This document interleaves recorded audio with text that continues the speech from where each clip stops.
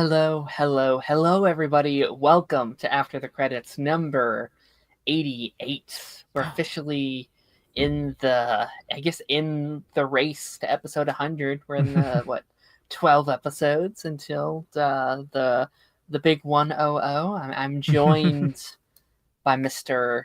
I was called you Taj. You're not Taj. Mr. Taz. What's up, Taz? How's it going, buddy? How's it going? Dude, it's been a week. It's been a week, and I feel like I say this at the beginning of every week, but it's just because Dexter and everything surrounding it has consumed my life yet again, and that is all I've been thinking about ever since I watched the episode.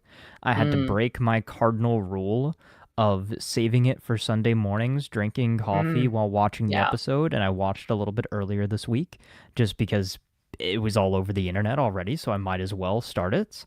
And I've also saved this shirt for the past 8 or 9 weeks, just waiting for what was going to happen this week to inevitably happen. And I think this once again brings up such an interesting conversation that we always have, is like the fact that we have speculated so much on this season and we have hit the nail on the head time after time after time.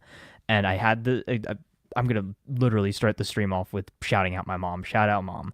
But we had had a conversation that it was maybe the show was designed in such a way so that if you really do want to take a deep look at things, look at it from that forensic investigative lens, right?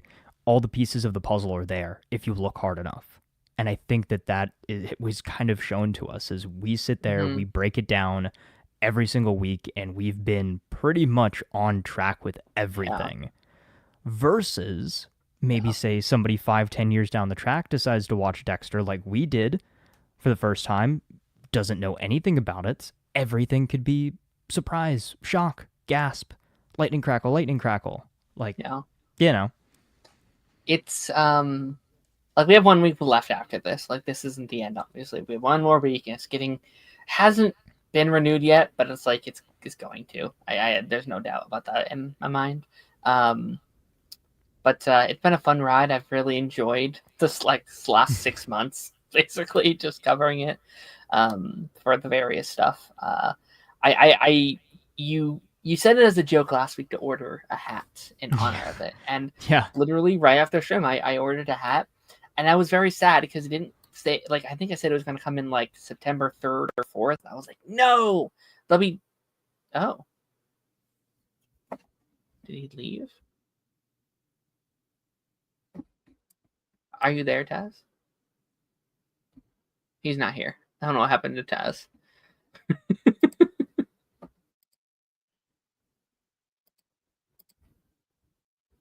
Taz?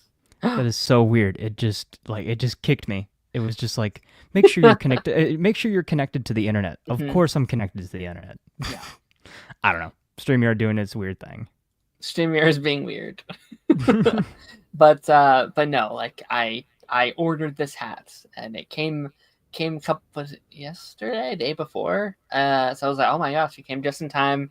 I'm glad it came here.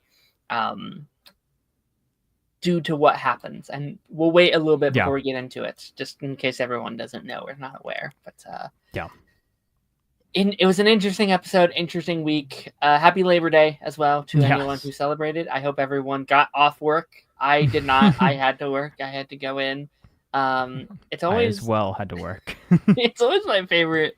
It's always my favorite reaction. And it's not too bad for like Labor Day, but like I'll go into work for like Thanksgiving or something, and like you'll have a customer be like, why are they making you work today? It's like, because you have to shop. It's you. The reason you're here right now is why I have to work.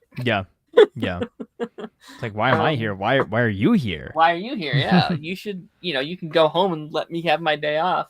But no, it's fine. It's Labor Day is one of those interesting holidays where it's like, it's just a reason to cook out and do kind of do your thing. But hey, if I catch you working on Groundhog Day, we got a problem. For sure. That's Bill Murray's day. Let's go through the comments here. We got some people chatting down below. Maddie said, tonight's not the night. I'm not going to read the rest of that just for spoiler's sake. Too soon. But, Too soon.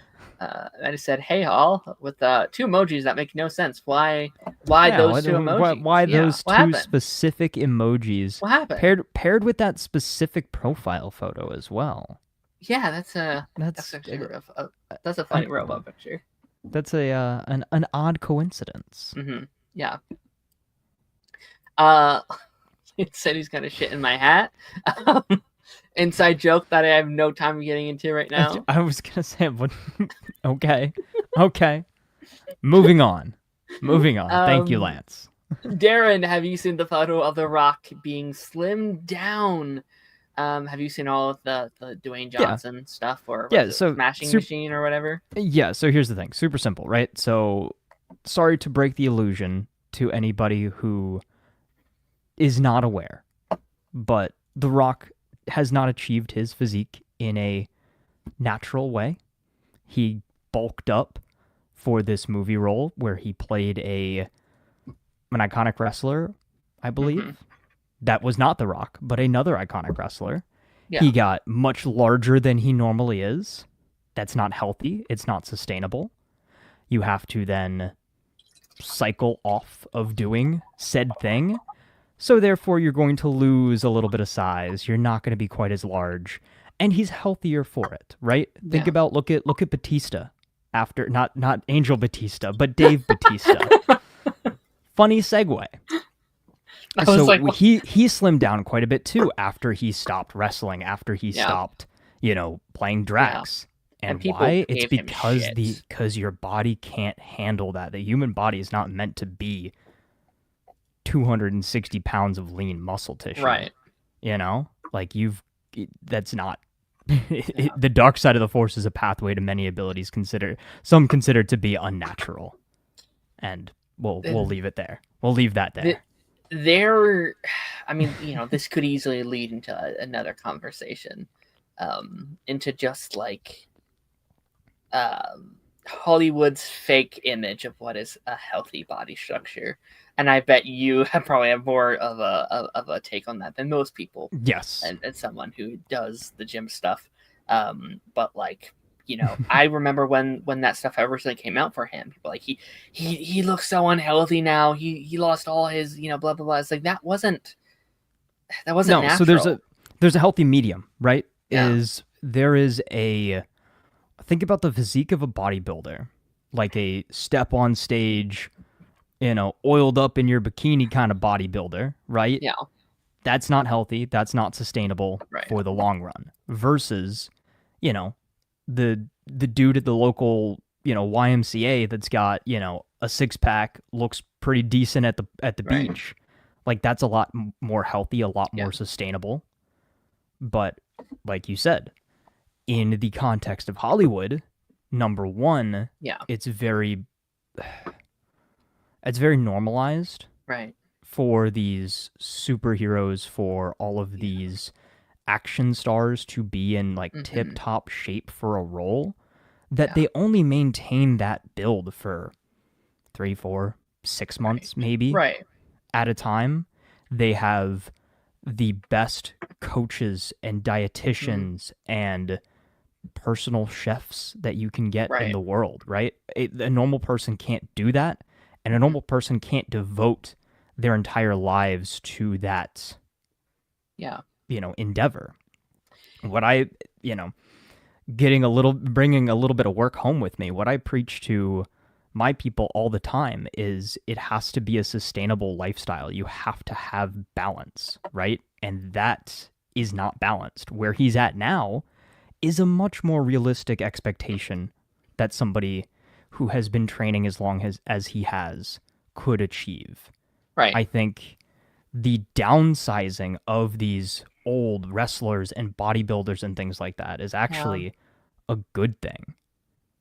He's not skin and bones. Like he's not, he's not unhealthily thin, but he's just not so gargantuanly massive like he always is that people freak out about it. Yeah. It's so like I think again I could talk about this for hours. I bet you could.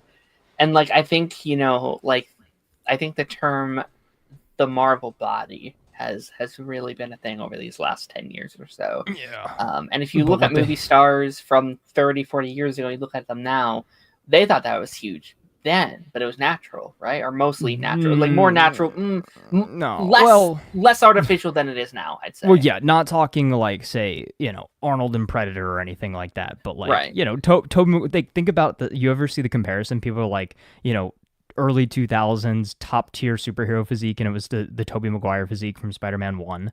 Right. And then it's like, Captain America is like, average mid-tier physique nowadays. Right. Yeah, no, it's interesting.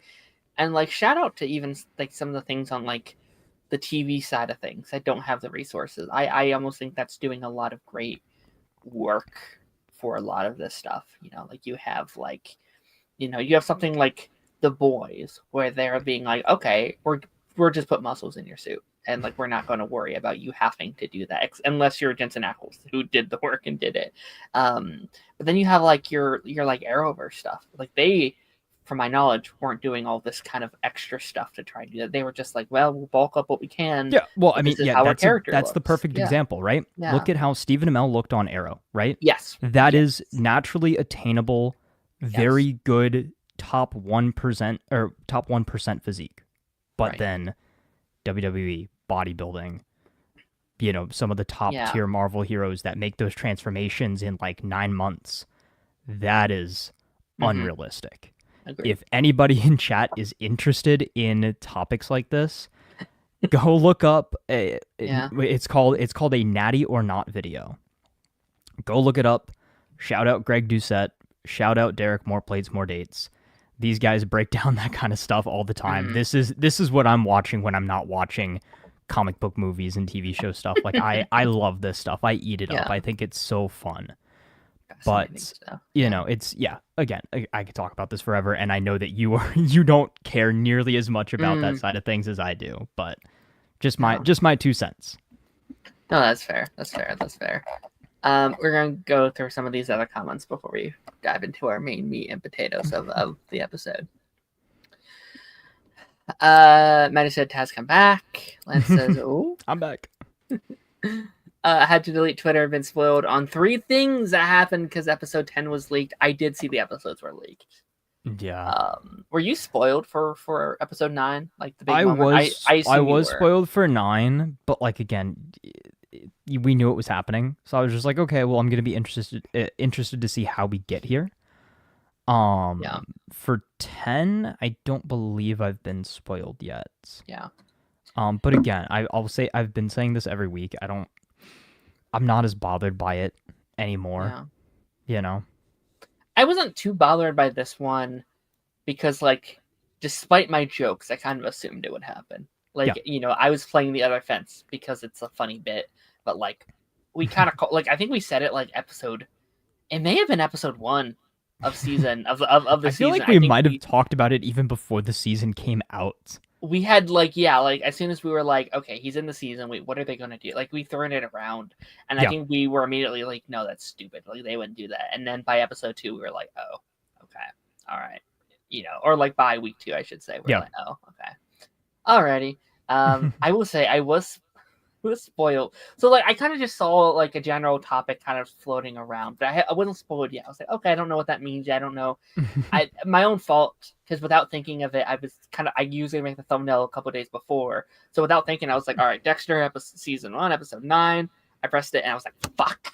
I saw like first article. I was like, god damn it. So it was my own fault. But Well, didn't you do that in one of the earlier seasons as well?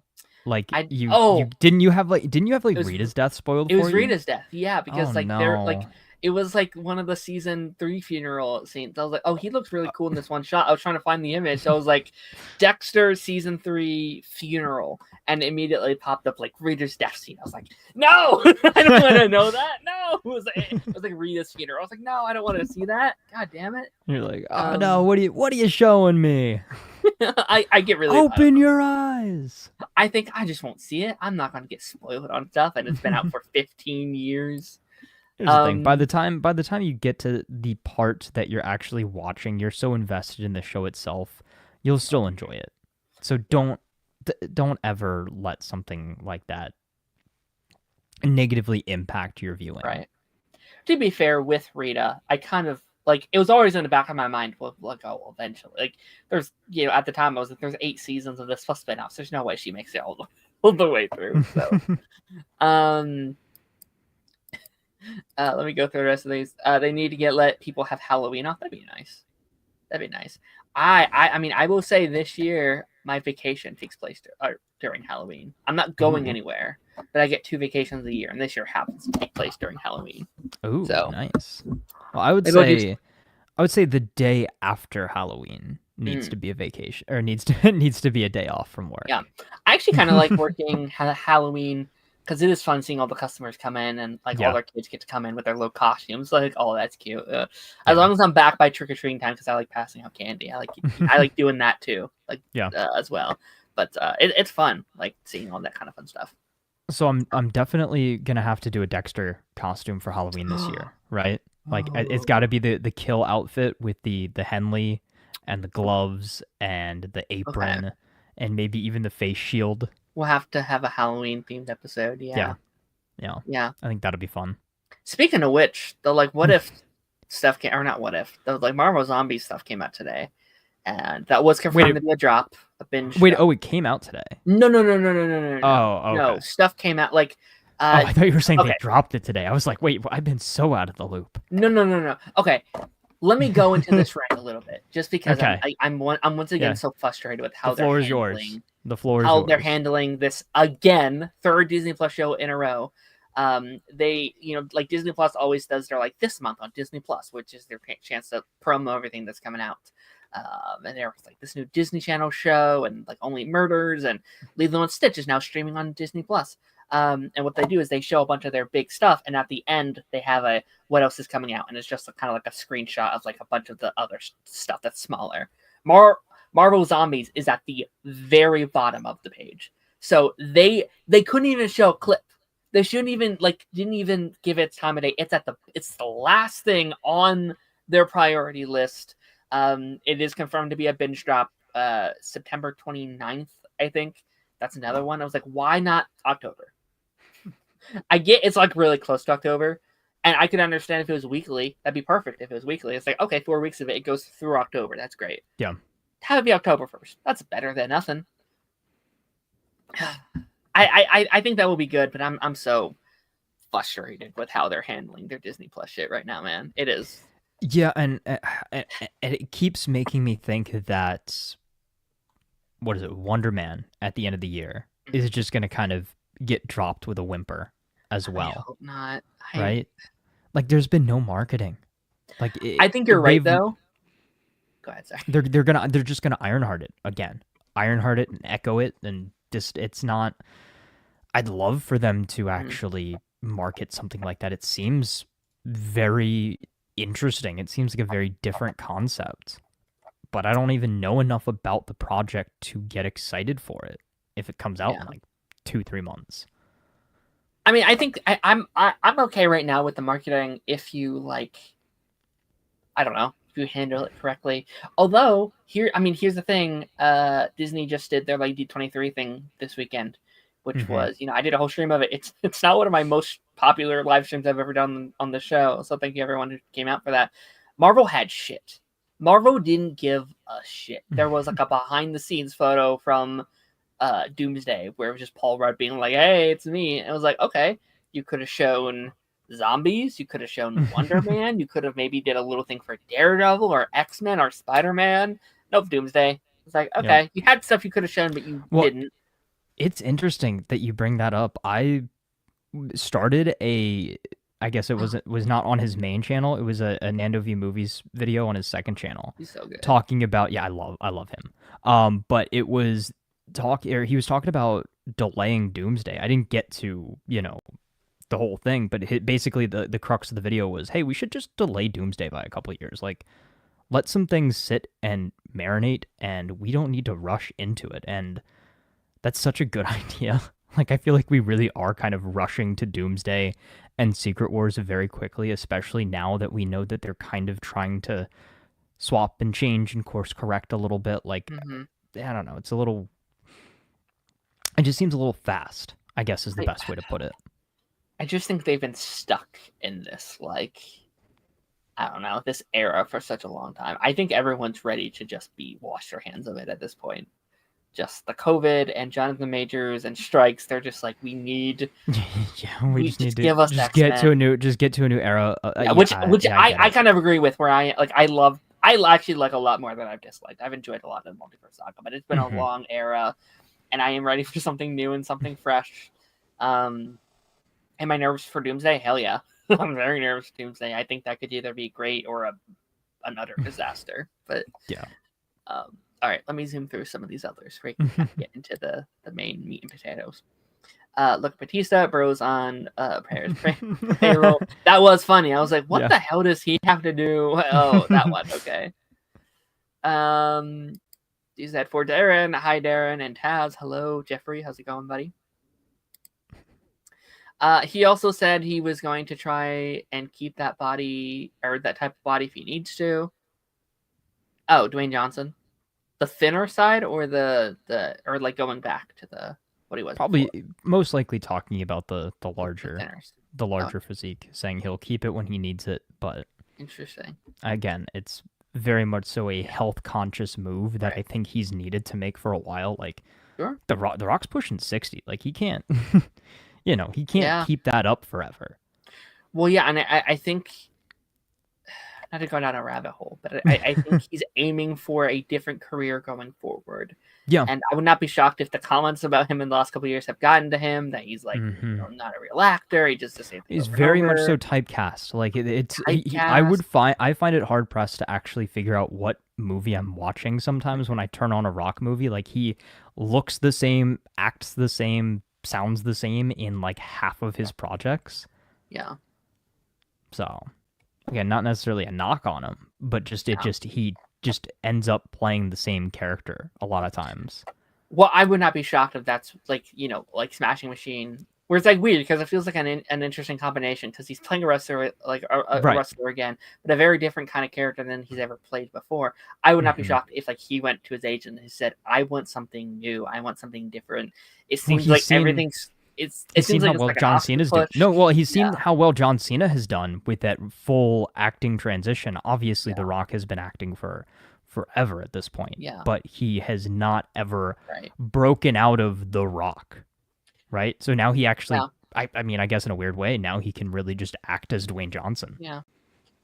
Yeah, no. Like, you can say he's hit rock bottom a while ago, and he's trying to, I don't know. That's a good one. That's a good one. That's a good one. That's a good one.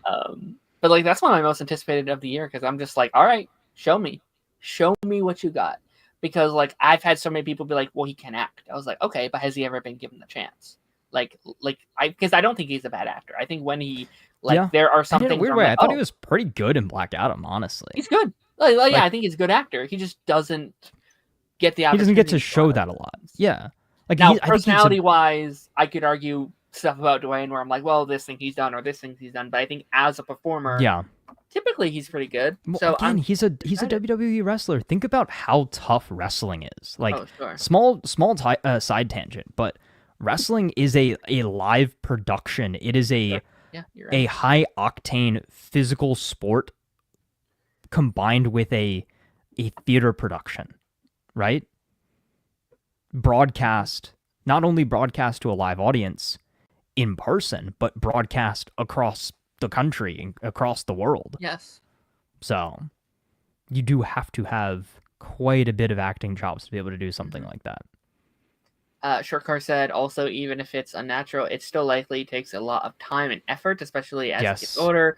He probably just doesn't want to do it. I 100% agree. He has a wife. He has 2 young children, or maybe not young anymore, but they were, children, So I don't blame him at all. I want him to live his best, healthiest life. Louis Pullman at Century had quite a physique, but he had to bulk up for that. Yeah, I think that's a pretty good example. Like, he doesn't feel like the Marvel body necessarily, but have you seen Thunderbolt yet? You haven't, right? Not yet, no. Okay. Is it out on Disney Plus yet? I think it came out at the end of. Okay. Yeah, so I've got to watch it. Do a little Taz's Thunderbolt stats. Yeah. I was lucky enough to avoid episode 9 spoilers. Hell yeah. They didn't tell you Dexter was in it? Yes? What the hell, man? Marvel needs to straighten out their Disney Plus stuff. To be fair, I think they will next year. Yeah, I hope so. I feel like we say that every year. Yeah, but as we're like, this is gonna be the year. This is gonna be the year. But like, listen, you have, let's see, you have Vision Quest coming out. Mm-hmm. You have Daredevil. Yes. You have Spider-Man. Yes. You have X-Men. One more, Punisher special. That's still 5 Disney Plus projects next year. So. Yeah, you're right. You're right. With some carryover into the movie side of things too. And 2 movies. So there's still 7 Marvel projects next year, not including Sony. Because Sony has, what happens? We're not going to oversaturate the market, and we're only going to release 2 movies and 2 shows a year. That's not ever happening. I think it will. I think we're still on that playback. I think we're still trying to just catch up. Still. Spider-Man Noir's next year as well, which I'm actually really excited to talk about that show when it comes out. I think that's going to be really fun, actually. I was told that you eat the kids' as candy, Darren. I mean, I'm not going to say specifically, but what up, Ronan? Ronan said, why does Darren look like he's going to start dancing with the hat? And Taz looks like he's going to Miami. Yeah. You hit the nail on the head. Yeah. Pretty close. We, in fact, are going to Miami. Mm-hmm. For a funeral. Yeah. He looks like he's going to a casino. Yeah, I think we nailed it, man. I think we nailed it. I feel like the chanter around Doomsday has not been nearly as authentic as Infinity War Endgame. Robert, I mean, it's not going again. That was a different era. We're just in a different era. You can't recreate or recapture lightning in a bottle. No, in that regard, people think it's just a different era, and I think Marvel and us have to lower our expectation of what 100%. Not only Marvel, but what Disney, just media is going to reach in general. 29, what is it? 2014 through 2019 might be the peak of fandom and I don't know. I mean, I think it started all the way back in 2012 with the first Avengers. I would say from that point onward, it proved that the connected universe could work. I'd even say 2020 with WandaVision too. A little bit of the epilogue. A little bit of the epilogue, but then COVID and everything, and people just kind of fell off. TikTok took a hold on people, and COVID killed a lot. COVID killed a lot for people. So yeah, and I think too, it also gave us a lot of time to sit there and reminisce on nostalgia a lot as well. Yeah. And that's where you really got a lot of people saying oh, the new stuff sucks, the old stuff is so much better, that sort of thing. And that's kind of the general consensus you'll find most places within most fandoms nowadays anyway. Yeah. As well, so he hit rock bottom with James Gunn fired the gun on hierarchy at DC changed. Yeah. I love it. Can't wait for Spider-Man Noir. Same. That's gonna be fun. I think good or bad, that show's gonna be so fun to talk about. Dude, Amazon's got some bangers coming out. Yeah. I think it's gonna be good actually. I think people are going into it being yeah, but it's Sony. But it's yeah, but it feels different. I don't know. There's a different vibe. Did you see that leaked trailer that came out last year? Mm-hmm. Or wait, I thought that was a few months ago, wasn't it? For Spider-Man Noir? It was earlier in the year. Yeah. It was spring maybe. But I didn't think that was a leak. That wasn't a leaked trailer. I think it wasn't supposed to come out. Oh, and then they officially released it afterwards. No. I swear. It came out. I swear. All the outlets put it out, Hold and then on. people started to react to it, and their channels were getting striked and stuff like that. Okay. So Disgusting Film got a hold of it. They thought it was official or something. They put it out, and it's never officially. Oh, I see. Officially. I see. Yeah, which is, I would have just committed at that point. All the channels were reacting to it. I was just keep it out. Just it happened. It's out. Just go. Just run with it at that point. But yeah, I get it. I mean, that happens. That happens a lot of times. And then, like you said, they just kind of all right, art, we'll just move up the marketing timetable. But that's weird that they just kind of buried it. Yeah, it was free promotion that they kind of just Yeah. like, oh, it was like, okay. I wonder when that will come out. I wonder what if they have a date for that yet or not. Yeah, but no, I mean, like I said, next year Amazon seems like it's gonna kind of pop off, starting Yeah. with Fallout at the end of this year, Mm-hmm. and then we've obviously got another season of Invincible, Spider-Man Didn't they get a Noir. date recently? I sent I you think a so. I post. think I think it's later in the year, next year. I think it's like fall time, maybe. I sent you a Yeah, let thing me see if I recently scroll that through I our saw. messages. Yeah. I sent a thing that was like, oh my gosh, is that early? It was like, Oh, and then going through our stuff, I see the Invincible Funkos that we definitely need to get. oh my You gosh, sent me the Fallout release date. So that's yeah, so Fallout starts at the end of the year. It starts in December and doesn't end until February, and it goes for 8 that's weeks exciting. total. That Yeah. is, I'm so hyped for that. I'm so happy about that. That what? Yeah. That's 8 weeks straight of talk for Fallout. Fuck yeah.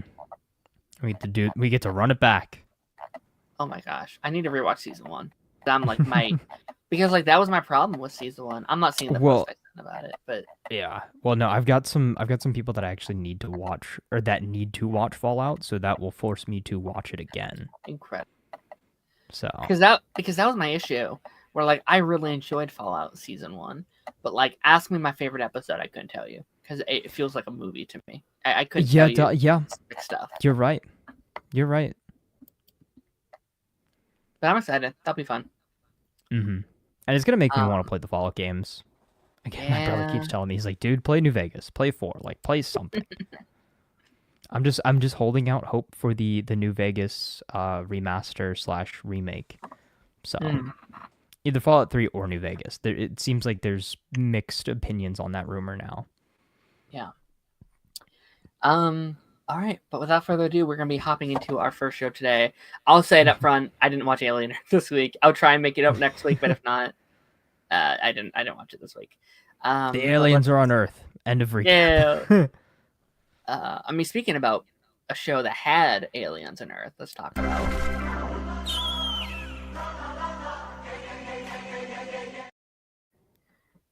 Peacemaker, season 2, episode 2.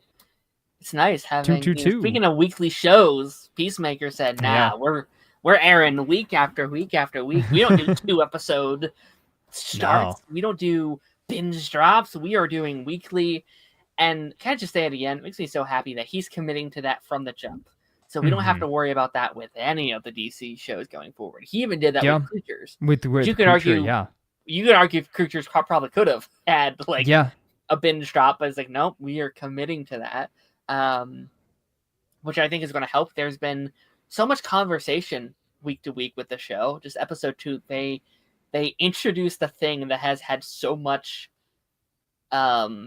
internet, like, I guess memeage, I guess is what I do. Like, there's been a meme that has surrounded this episode. I'm not sure if you know what I'm talking about or not. But there's one joke that was around this episode that I've been seeing all over my TikTok and Twitter. That's been really fun to see. What the bird blindness? The bird blindness thing. I've been seeing people. It's so funny. It's so good that it's like transcended this, and it's like confusing people. Like they'll just like take a photo of like a hummingbird and be like, "Look at this penguin, guys! This is crazy." It's like that's so good. I love that so much. Yeah, Peacemaker season 2, episode 2. If you have not seen Peacemaker this week, head out of here. We are talking spoilers. Taz, what is your genuine thoughts on the second episode of Peacemaker? I think the ball kept rolling this week. I think after a strong start with episode 1, they doubled down on everything that they set up in that first episode. I think you will get those people that will say, "Oh, I do wish that it was a 2-episode premiere," because I think episode 1 and 2 are very They do go complementary together. of each Yeah. other. I do think having the two of them does really put a good, strong start and a big, strong kind of first step forward into this new season, into this new story. They're both very much so setup episodes though, so nothing major happens. There's no huge reveals or anything like that. It's just more so setting the stage where all of the characters are at. I really did like that we got a lot more background for Rick Flag Sr. this week, as Yeah. well as we kind of had that death scene replayed for our Rick Flag from the Suicide Squad as well, which I really enjoyed. So Rick Flag Sr. takes the job as the new head of Argus because he needs to declassify the files on his son's death. He figures out what truly happened. He finds out that Peacemaker is responsible, and he is now hellbent on finding any dirt that he can on Peacemaker so he can send him back to prison for what he did to his son. And I think it's great setup. I really do. I think it plays all of those elements that Gunn has set up from his projects, and it's all kind of coming to a head here. You're seeing follow on, of course, from the Suicide Squad, follow on from Peacemaker Season 1, follow on even from Creature Commandos, which I'm going to be very interested to see how that story plays out. Because if I remember correctly, didn't Rick Flag Sr. kind of end off in a weird spot at the end of In the hospital, wasn't yeah, he? he was like in the hospital with like broken, crazy injuries. And yeah, so it was a little weird. We But talked about obviously this. too, Superman happened before this. So the timeline right now is the Suicide Squad, Peacemaker season 1, then Yes. Creatures, then Superman, then Peacemaker 2. Right? Maybe. Probably. We talked about this over on Eric's show, where like the lineup, especially with season 1 and where it fits into everything, doesn't. Let's be honest, it doesn't make sense. Like there is a bit of a timeline issue. And then my take was like, because what, like season 1 takes place in 2021, this takes place in 2025, and they said it's like aliens apart. People are like, wait, how does that work? And my thing is like, well, it's a new continuity, so they just events moved up. So like maybe season 1 takes place in 2023 instead, kind of thing, that kind of stuff, or something like that to kind of make it work. Yeah, well, and also too, all of the fact that they retconned the Justice Gang, Superman and Supergirl into the end of Peacemaker season 1, and this is only a 6-month time jump. So you're telling me within those 6 months, Creature Commandos and the Superman movie happened? Yeah, maybe. But so then, how did Rick Flag Sr. go from broken back in the hospital to working as kind of a henchman for Argus in Superman? So then now he's the director of Argus in... Yeah, it's... you just didn't have it's a little... You could cut out all the stuff with Clayface, because none of that makes sense. The stuff like what you're doing with Clayface, killing Clayface in the thing, but now we're currently filming a Clayface movie, and now people are like, wait, what happened to this? And that I right. And is it a different? Is it going to be a different version of Clayface? Just cut out that entire subplot, and all this makes better. Don't do Clayface. Yeah. Don't have him break his back. Cut that out, and put in other stuff to like connect the plot more, because those final episodes were a mess. Like we talked about how none of that final like 2 episodes made any sense in the plan. So focus more on that. Cut that shit out. And if it is a different Clayface, like that just... I mean, I guess that's fine if you explain it, but then I feel like that's just confusing. Like, why are there 2 Clayfaces? Pick a different villain. Just pick some other, like, C-level Batman villain just to throw in there. Be like, it's Mad Hat. I don't know. Just do other one that you're not going to use. It should have been like Killer Croc or something. I don't know. I mean, I know we've already used Killer Croc, but like not in this one technically. Not in this one, no. I mean, you can even just have it be like an OG character. Like it's someone that, like, I don't know. It's Puppet Man. I don't know. Some random ass villain that you want to use. I don't know. Listen, it's fine. It doesn't bother me too much, but I know I have friends that are like, no, this has to line up. I'm like, I get it. It doesn't make sense. It's fine. So here's the thing, right? Is if you look at it too hard, the continuity does not line up currently, at least the way that it's explained to us at this point. But looking past that, great episode again. Very much so, more introspective than I remember the first season being. Like, I remember the first season, it did have some hard themes, some tough lessons, that sort of thing. But I remember it being a lot more lighthearted, a lot more fun. I guess is the best way to put it. But this season is just depressing. Like there's no sugarcoating it. Like it's not a feel good show. It's not meant to make you feel Interesting. good. It's meant Right. to I don't want to say bring you down to Chris's level, but that's kind of what it's doing for you, Mm. right? Is it's trying to let you sit in his A much pain and sadder sit in season, his for sure. sorrow, right? And that's again, we talked about this last week, the new theme song. Like I think Hmm. that again, it tells that story. It tells a more emotional, deep Right. setup and story for this season, which again is reflected very well in the story of these first Right. couple of episodes. Like he really, Peacemaker is at his lowest possible point, and he keeps looking in any way for Yeah. looking in any direction and at anyone for some semblance of connection. Like I think that's the biggest thing is he's lacking a connection to people. He's lacking a Hmm. connection to the world. And I think in a lot of ways, I think, that can be fairly relatable for an audience, right? Is like, Hmm. everybody feels lost or out of place at certain times, or, maybe feels like they're not, included with certain groups as much as they would like to be. And I think that's where Peacemaker is sitting right now. He's lost his family, his blood family, right? He's grown this new found family, which again, I think we're both kind of suckers for a good found family story. But everybody's kind of off doing their own thing. Like Economos is is unwittingly kind of a double agent right Hmm. I've now. like been. Harcourt is doing her own thing. Um, uh, Waller's daughter has her storyline going on. Like it seems like she's trying to like make her own security firm or something like that. Yeah.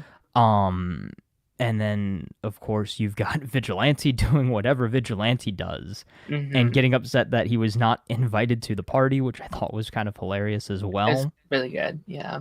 Um, that also reminds me, super small side tangent. So when Peacemaker and Vigilante go through the portal to go clean up the body of the other world's Peacemaker, did you or did you not get strong Dexter vibes with him in the apron and them chopping up the body? I got Like I more was like, there's you vibes a oh little bit because like Dexter doesn't typically cut up the bodies, right? I mean, he yeah, does he sometimes, does. but Chop the body into 9 pieces and I guess bag the you're bloody right. bits in I guess you're hefties. Come right. on. I guess you're right. I don't know. I guess I associate that more with like you, where like he was always in the room sawing away Yeah. at bodies, and I was like, I feel like that was more. I guess we don't get to see it as much on Dexter. Like it's more of implied a lot of the time. Yeah. Um, because of the kind of show but with like Netflix, they were like, oh no, we're gonna show it. And I feel like you grossed me out way more than it ever did. And like here, like seeing it actually, I was like, oh God, and Yeah. like the But it's just like again, contrast. it's such a moral dilemma too. Like you just murdered yourself, dude, and having to sit there and look yourself in the Mhm. eyes while you're chopping up your own body is kind of It's sick. it's an It's like insane. that's the best way I can put it. Yeah, I was trying to think like, have I ever seen that before in media where someone has? I guess I've seen murder of self before, but I guess I've never seen like, I don't know, it done In in a that weird way. in a Yeah. weird way. I know I kind of rag on the show a lot, but the closest comparison I can see is to early seasons of Rick and Morty. Like Yeah. if you've seen like what I think it was Yeah. in the first season where they literally screw up their entire universe and then they just pop to another dimension, I say, oh, this one replace now. themselves, Yeah. right, replace themselves that just died in that universe and just live like nothing happened, which is like the craziest concept to think about, right? Yes, me. Sorry, that's my day job. Yeah. Yeah. He's the secret murderer and killer. Um, But I no, will it's say, oh, sorry, go no, ahead. Go ahead. yeah. So to that point though, is I think that's kind of the story that they're telling here, right? Is Mhm. again, is if you replace yourself in another dimension, can you ever truly be happy with the life you live there? Because Yeah. yes, the people who surround you are technically the same people, but they're not. Their memories are slightly different, their upbringings are slightly different, and this is a much Mhm. larger Yeah. gap as far as like how things have changed. But again, I think that is the biggest crux of this season is like, what is the morality of shortcutting yourself to the quote unquote perfect life? Right. Is it truly the perfect life, or is the perfect life the one that you Yeah. had to fight very hard for in your original universe? Yeah. And I think like there's going to be this constant reminder. Like we talked about it last week about how he's previously killed his brother and his father. Now he's also killed himself. So he has Peacemaker has killed every member of his own family, Yeah. in one way or another, and that has to fuck with you. That has to mess with you. And I think while being over there, it's only going to be a consistent reminder of what he's done, and he's going to have to literally stare in the face of his own mistakes, which is such Yeah. a. We talked about it last week, or maybe I talked about it on a different show. I'm not sure, but like, it's such a great way to tell the multiverse stories. I've been so a little frustrated with some of the multiverse storytelling, and I think a lot of it has kind of ruined the like term multiverse for many people. It's my favorite sci-fi concept. I think multiverse can be one of the richest sci-fi storytelling tools in your shed. I think it allows you to do so many cool things, but it's been ruined by cameo, and like even me, like I'm sitting here being like, okay, could we get this cameo or this cameo? It's like that's not what this is about. That's not what we're doing here. And I'm not saying you can't do that stuff here. You can. You just have to tell a really good story with it, and it feels like that's what they're doing here. I really liked. I'm gonna say I liked Vigilante this week. He is the one character I will say I'm a bit. I don't know if I want to say worried about, but he's the one that feels like he has the least to do right now, and has the least, I guess, main story. He's just kind of like, which now it's fine as long as they have plans with him, right? Like right now he is the like silly side character who's a bit clingy. I was like, okay, give him growth this season. Give him a little bit something, yeah. Yeah. Well, I think already there's a little bit more growth this season because he's being Adrian Chase a lot more than he is being Vigilante. Like, remember last season, he was in the suit all the time. Yeah. Like, no matter what. Like, I think the funniest thing that I think about is that... No. Well, yes. Oh, yeah, you're right. Yes. You're right. That's how it was filmed. Different person. And then they had to reshoot stuff with a new actor. You're right. So that's why... Okay. Yeah. You're right. That's why they did it. Okay, then I'm maybe looking way too deep into that. I'm like, oh, you barely saw Adrian Chase last season, and okay. Yeah. You know what? You are 100% right. Okay, maybe scrap that theory that it's growth, that he's being himself more in all of this.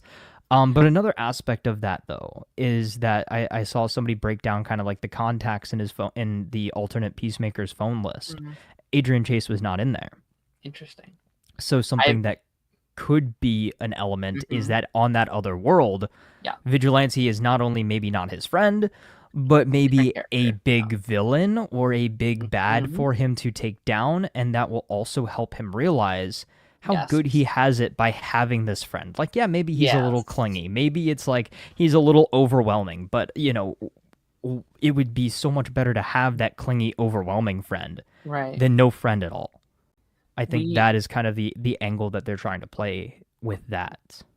I don't remember where I pitched this, but I think that world's Vigilante is a more comic accurate version of the character, because that was a big. I'm not going to pretend I know the comic version of him that well. I truly don't. But like coming out of season 1, that was the big complaint for many people. Is like Vigilante's fun, but that's not Vigilante. That's not who he is. And I'm like, fair enough, but I enjoyed this character for just as an original character. I enjoyed him a lot. Yeah. But I think that'd be such a cool element, because they like even said it again this week and maybe in the trailer as well, where it's like, I wonder what my version of me is like. And I think you have to make this version of him very drastically different. I think that'd be such a cool element to be like, okay, this is our take on the character, and we're going a different direction. He's a lot darker, a lot grittier. He's a lot sadder. He's a much sadder character. And I think that'd be a really cool way to kind of have your cake and eat it too, to like please the fans who are sad that we didn't get the comic book accurate character. Because right now, for all intents and purposes, he's basically DC Deadpool. He's an original character. Yeah. Outside of the suit a little bit. Yes. It's like outside the suit, and he's Vigilante only in suit and name. In name only, Personality, yeah, personality wise, nowhere near there. Like the true vigilante is somewhere between what we saw in Arrow and what we're right, seeing here, right? right, yeah. And like I even pitched on another show this week. I was like, people were like, if you had to kill one character off, who would it be? And I did say vigilante if it paves for a story for Chris's, like, Yeah. almost as I didn't appreciate what I had. I looked on the other side of the fence and I saw what was greener, and Peacemaker, I'm sorry, Vigilante was like so upset about this, and he goes over and he's trying to get him back, and in the process of such he gets himself killed, and that's a lesson to him of like, I am now going to appreciate what I have on my world, Right. and if I wouldn't have done that, he never would have died. Kind Right. of thing. It's like be careful what you wish for, Right. hold on to what you've got, that sort of thing. And I do think, underappreciated you and now you're gone, I think could be a yeah, very like sad ending. yeah, But it's also a sad season, so I could maybe see it working out if they want to go that route.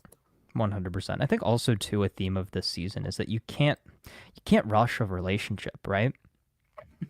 He's trying to speed run things and take the place of his alternate self. And I think that a lot of that is going to come back to bite him on both worlds.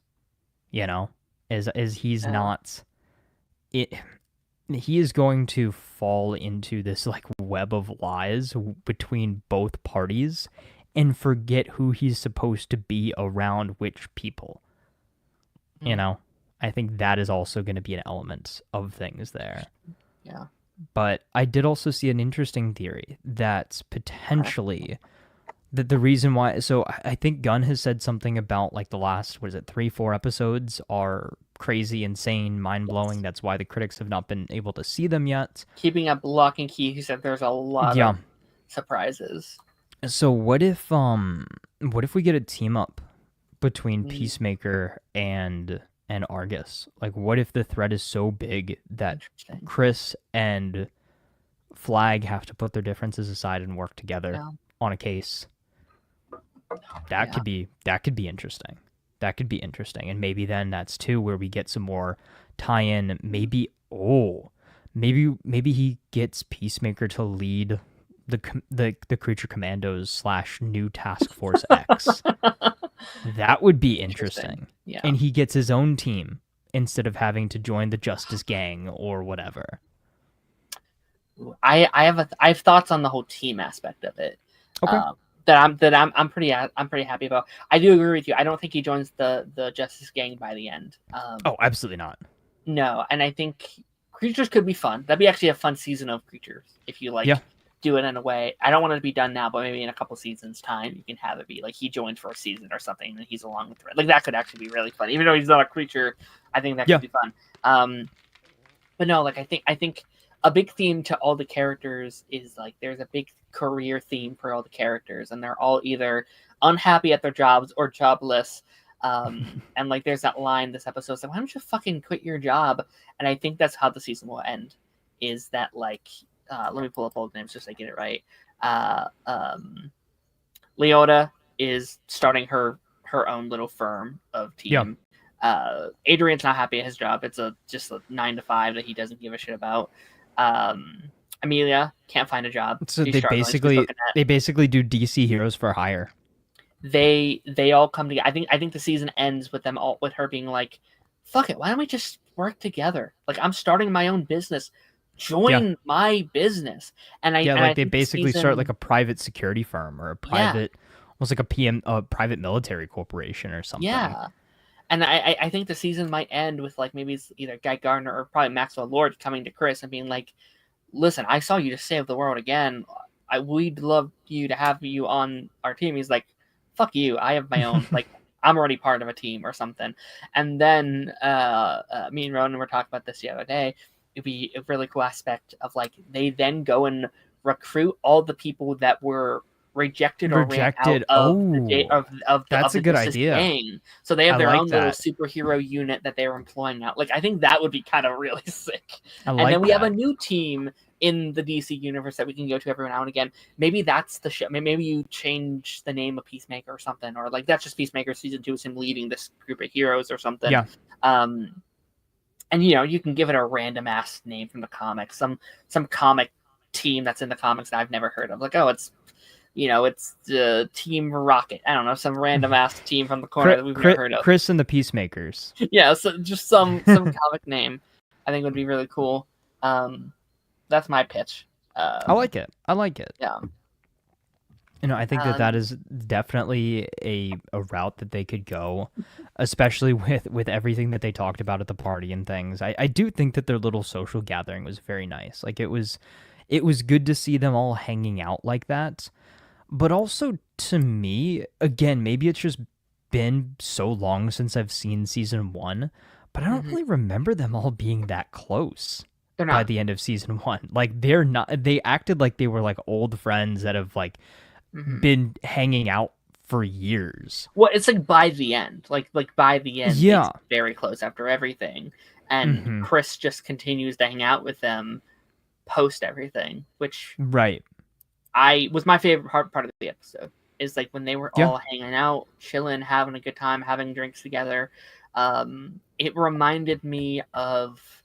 It honestly reminded me of an Arrowverse show a little bit, because I think streaming shows don't really have the opportunity to just have characters have time to just hang out, go to a party, relax, bond with each other. And I think that's what's missing from 90% of comic book superhero television is like just real downtime, characters living their life, good going downtime, to jobs, developing characters, just standing still for an episode.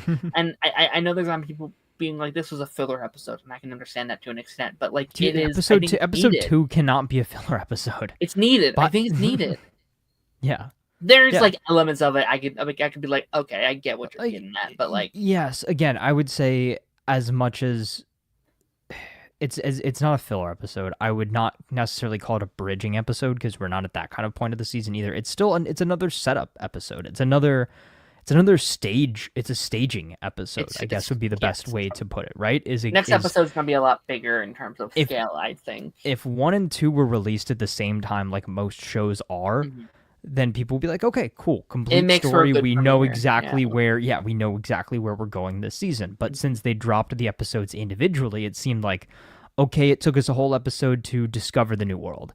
Now it took us a whole nother episode for Chris to decide to fully commit and go to that new world.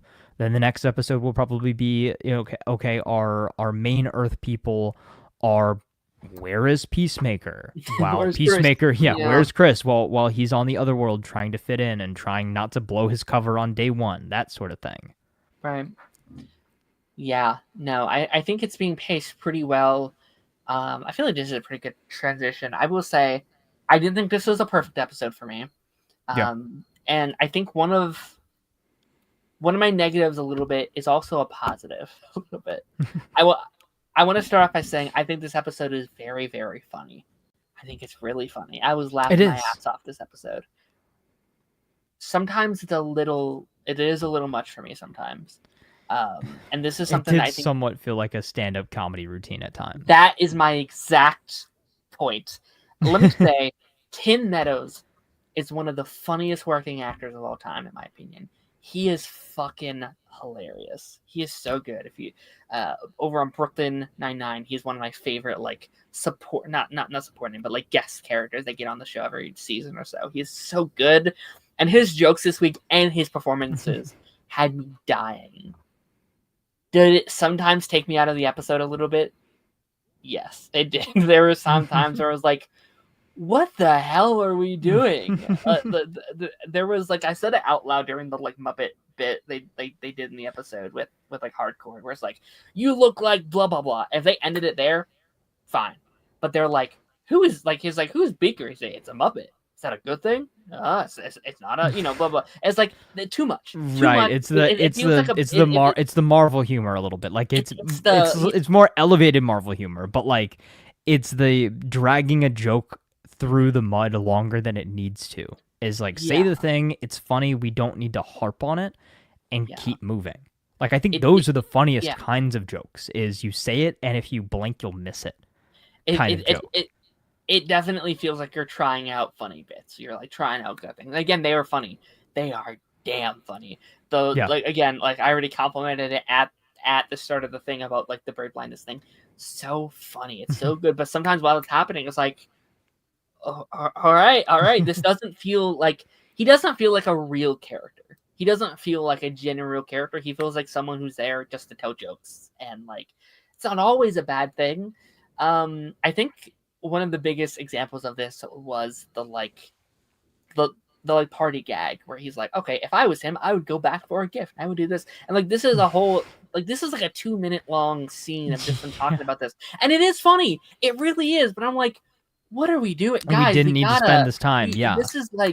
This is kind of a lot right now. And again, it's funny, but sometimes it does throw off the tone and the pacing of the episode. And as season 1, they did this a lot too. Like this isn't a new thing. Guardians 2 also falls into the same thing. Like this is the like James Gunn curse of being incredibly funny, but sometimes not knowing where to place his jokes. There was that scene in season 1 that I really hate where he just kills his father, and like Vigilante comes in and is like, what's that wet stuff on your face? Like, what are you doing? It's like, this is arguably the most important scene of the show, and we're undercutting it by a gag. And that is the big thing, the big argument with a lot of superhero projects nowadays is not allowing emotional beats to take a pause, is trying to undercut it with a joke or a quick cutaway or change the subject, that sort of thing. Is we don't ever get time to actually sit in sorrow, which it's so weird because they did both this episode, right? Is you gave us that time to sit in the sorrow. I liked how they basically answered our big debate question from last week in this episode as well.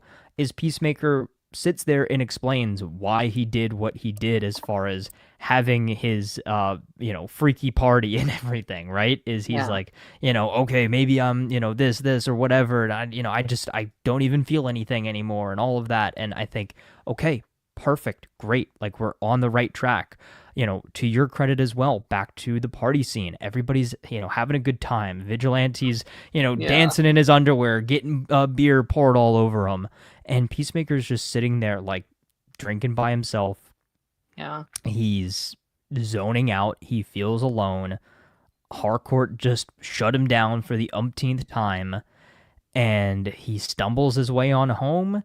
He feels like he's lost all his friends. And he's like, screw it. We're going to see what life is like on the other side. Yeah. Yeah, really. Yeah. No, it's like, again, that stuff was again beautiful. Like, again, like I think everything in this episode works excellently in isolation, but sometimes the like combination of both sometimes butt heads just a little bit for me. Not in a way where I'm like, oh, this episode, it's a very good episode. It's just like little things in my brain that's like, I wish I would have polished it up with just a little bit. Harrison said Tim Meadows fits James Gunn's style of humor really well. 100%, no argument there whatsoever. I 100% agree. I think my problems with Tim Meadows so far is he's right now not grounded in any sort of reality. He is there for joke only. He is a joke. Yeah, character. Like it very much so. Any of his scenes felt so not out of character, but I guess like out of reality body for the show. Yeah. It's just like, again, like I felt like I was watching guys. A different show. Yeah. Like he's like the whole, again, funny joke, but the whole bird blindness thing, like, I didn't know if it was real. I thought it was, and like I think it actually kind of works until it's revealed that everything he's saying is truth, right?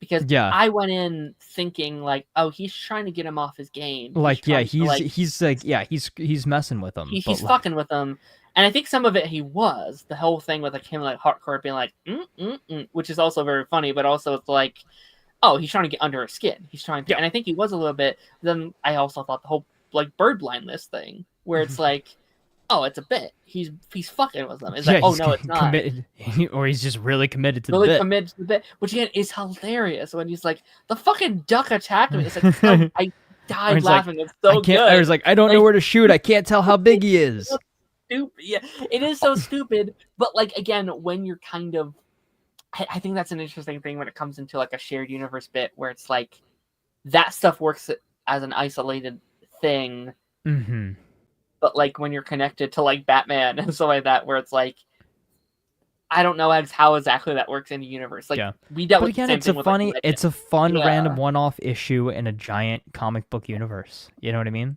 Yeah. No, it's funny. It's like again, I'm glad he didn't die because like Yeah. because I am I excited to see him do more stand up, but it's like it's a mixed bag for me for sure. I will say as well, Eagly is easily the MVP standout of the episode. Dude was Yeah. going to town. I thought he just That soloed the entire Argus Special Forces team. kind of did, yeah. I thought he killed everybody. And To that's be another honest. thing that like I actually really love that scene. That's a really badass scene.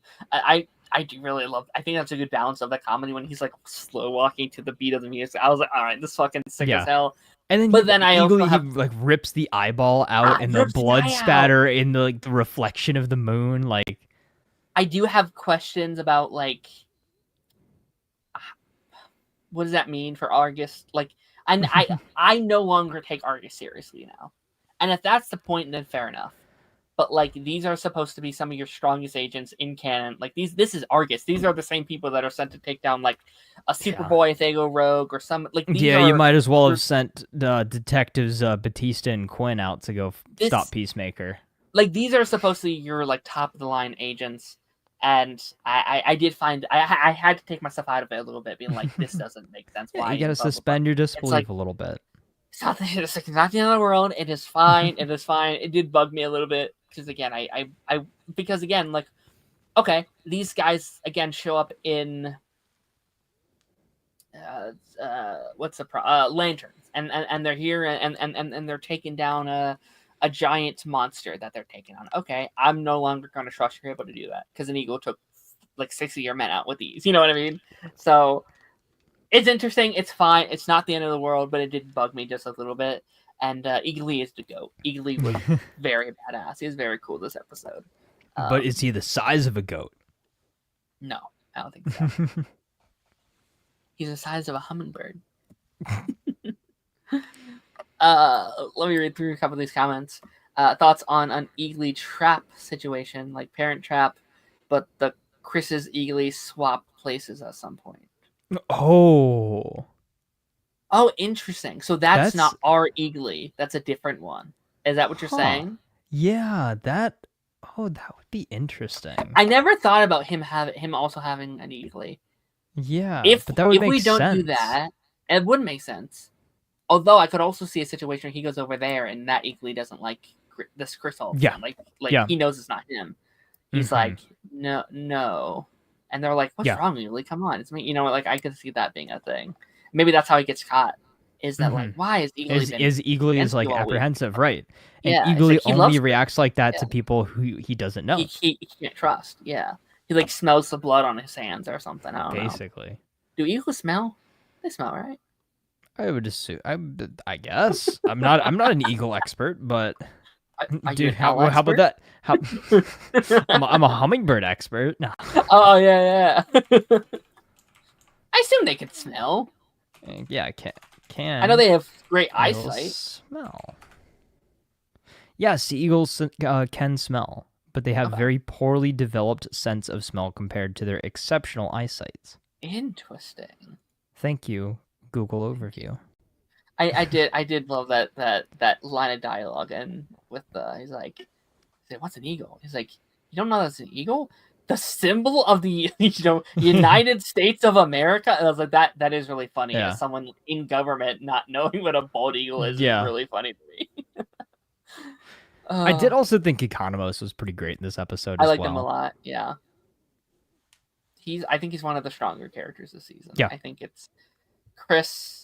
Hardcore in him. I really like this like conflicted, like he's not ready to admit those are his friends, but they're like those are also his ride or dies, and like even in like the first couple minutes where he's like, I mean, you have to know like everything that was done was behind a mail wall. It's like just show me the files. It's like fine, all right.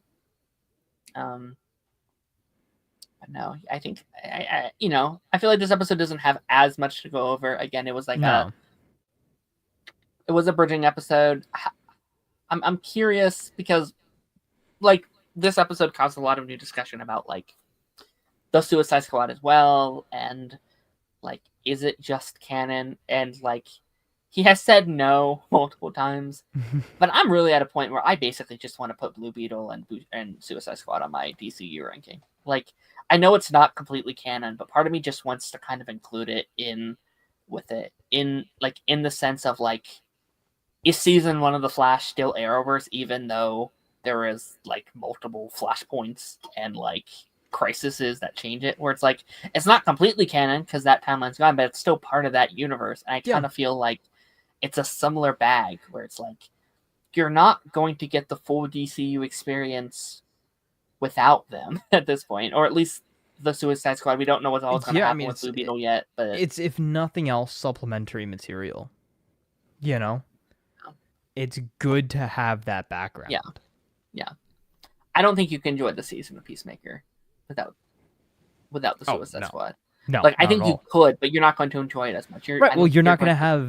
Well, and to that point as well, you're not going to have a connection to Rick Flag from the Suicide Squad. Yeah, from the Suicide Squad. If you've not watched the original Suicide Squad, you're So we could just keep going down that rabbit hole now. Go down the rabbit hole, yeah.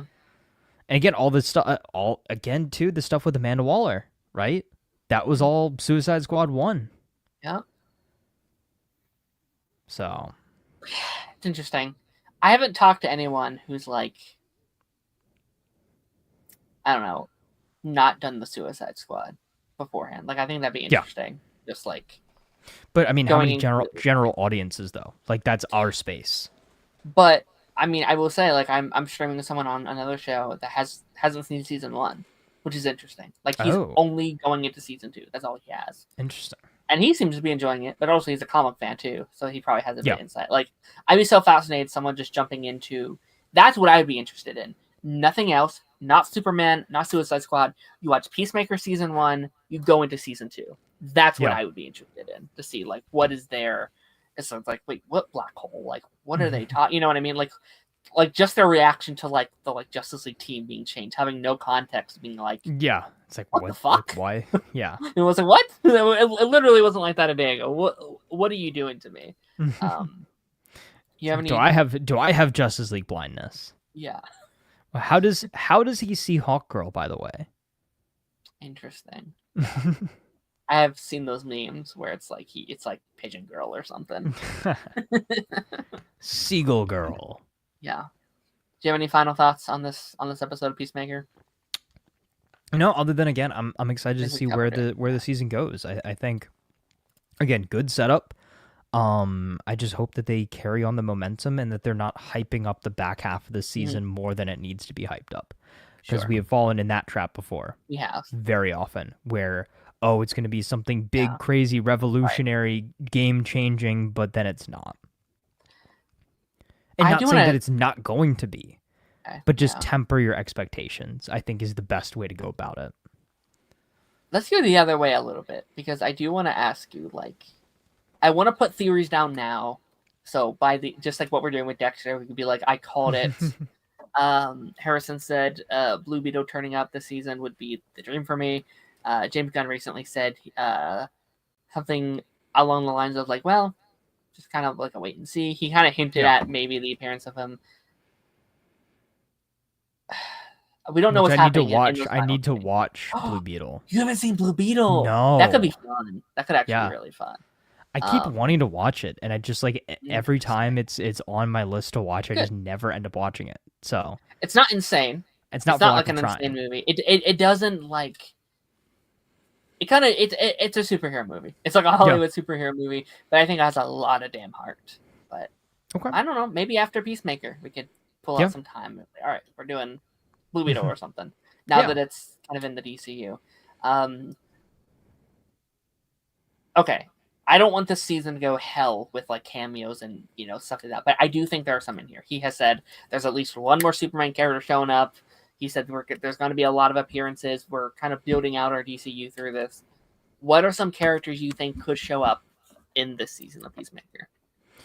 I would say we're pretty much guaranteed to get a larger Superman and or Supergirl cameo. Yeah, I would say. I think Clark himself.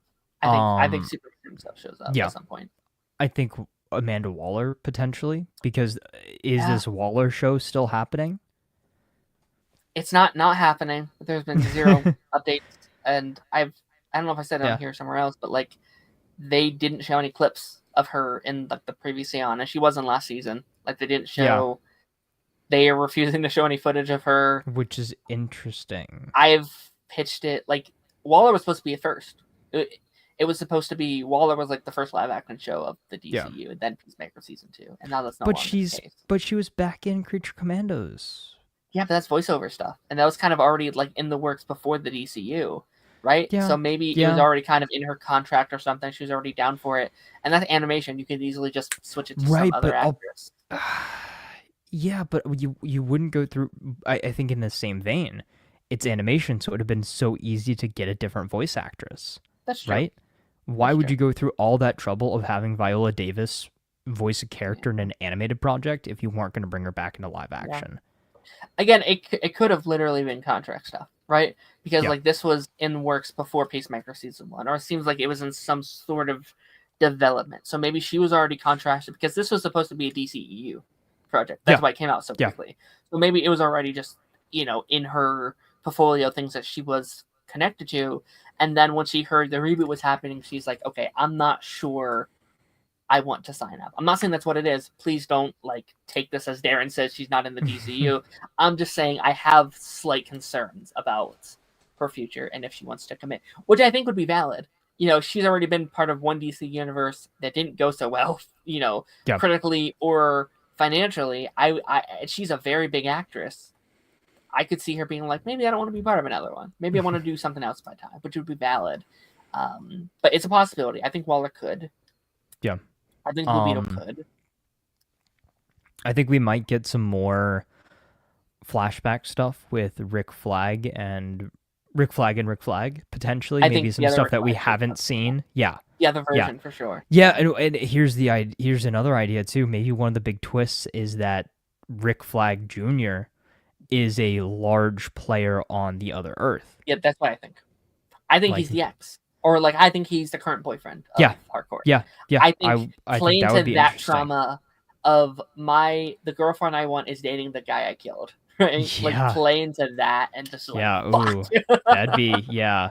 So he is ruining his life in both universes. Mm-hmm. One universe where he's alive and one universe where he's dead. Yeah, that would be very interesting. And then you have the guilt where like he gets our current Rick Flag senior gets to grieve a little bit. He gets to have final moments with them, because I do think the season's about grief. I think the season's about like both Peacemaker and Rick Flag are grieving, and they're on opposite sides of the fence about it. I think and also it just brought something up to me is what if things are swapped in that world, right? What if Peacemaker killed Rick Flag Senior on that world, and Rick Flag Jr. is the one that's alive, and then maybe they have to or would like to make some sort of choice. It's like, okay, well, I lost my son, I lost my father, like which universe we staying at, right?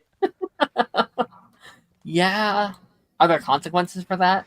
Is this like I don't know, is there going to be an incursion? That's what I was going to say. Is this like Arrowverse style where like if one person, there's two versions of a character on another, I don't know, I guess that doesn't work on this scenario, but like does something happen if you I don't know. Like tell Michael Keaton to grab the spaghetti. Yeah. I mean, there's a lot of interesting elements. I think there will be one surprise, the Suicide Squad canon in here as well, or like a character come up. If that's, I think Polka Dot Bloodsport Man would be great. I think Bloodsport, that would get me really excited. Polka Dot Man, David Desmalchin again. Let's go. Like Ratcatcher could be cool. If you really want to blow up the internet, have Margot Robbie show up. Yeah. Like everyone's been very coy about is Margot Robbie still Harley Quinn. She did like a thing recently. She's like, I haven't heard either way, blah blah blah. She's also one that would keep that shit a secret though. Like she's one that would be like, I don't know, like to play it knowing she can't say anything yet. Like that would be that would be a cool reaction. I'm just like, oh my god, she's here. And then I think there will be one big cast. I think one character will be casted by showing up in the show. One big one where like, yo, what the fuck? Okay. people have been saying Batman. I do not think it's Batman. I don't think they want Batman or Wonder Woman to be announced through Peacemaker. No. But I could see like another A-list character. They've said no Flash anytime soon, but I could maybe possibly see it. Green Arrow. Maybe in Green Arrow.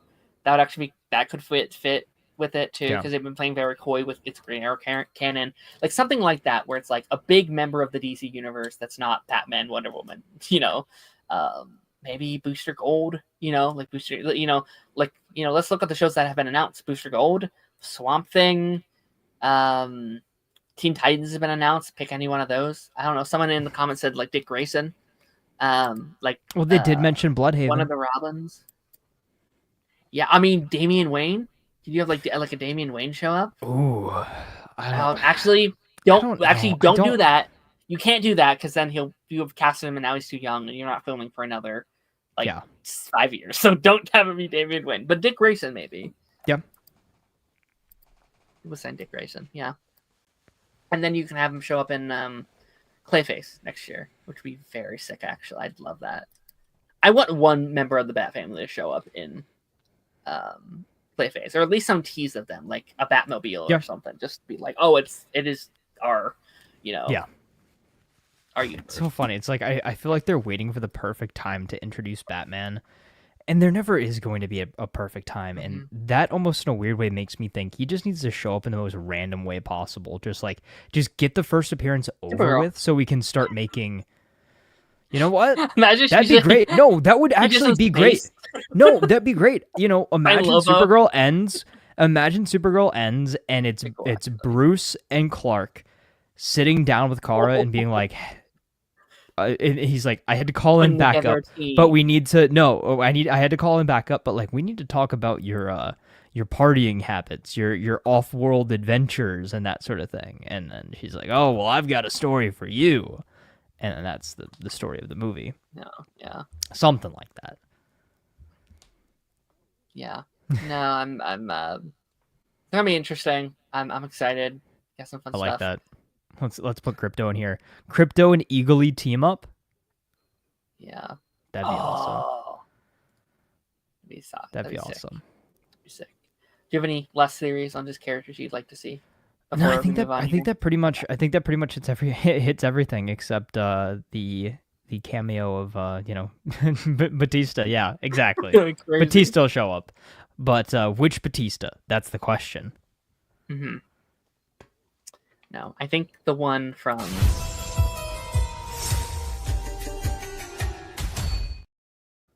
Dexter Resurrections. Dexter Resurrections season 9, season 1, episode 9, the penultimate episode. Taz, can you believe we have 1 week left of Dexter? We are 9 episodes already into at the end, season. man. I'm sad. We're not gonna have too. much Dexter to talk about. A couple weeks left and we're done for a while. Yeah, dude, we're done for And I was excited to go into Original Sin season 2 mode. In a couple months. Yeah, we were gonna be man. Like February, we have more to talk about. No. But hey, I guess that just means I have a little bit more time to get my videos up. So That is true. But episode 9. This has been. It feels like this has been the catalyst of this whole season. It feels like there's been this like ticking clock to episode 9, us patiently waiting for what this episode could mean, and we called this.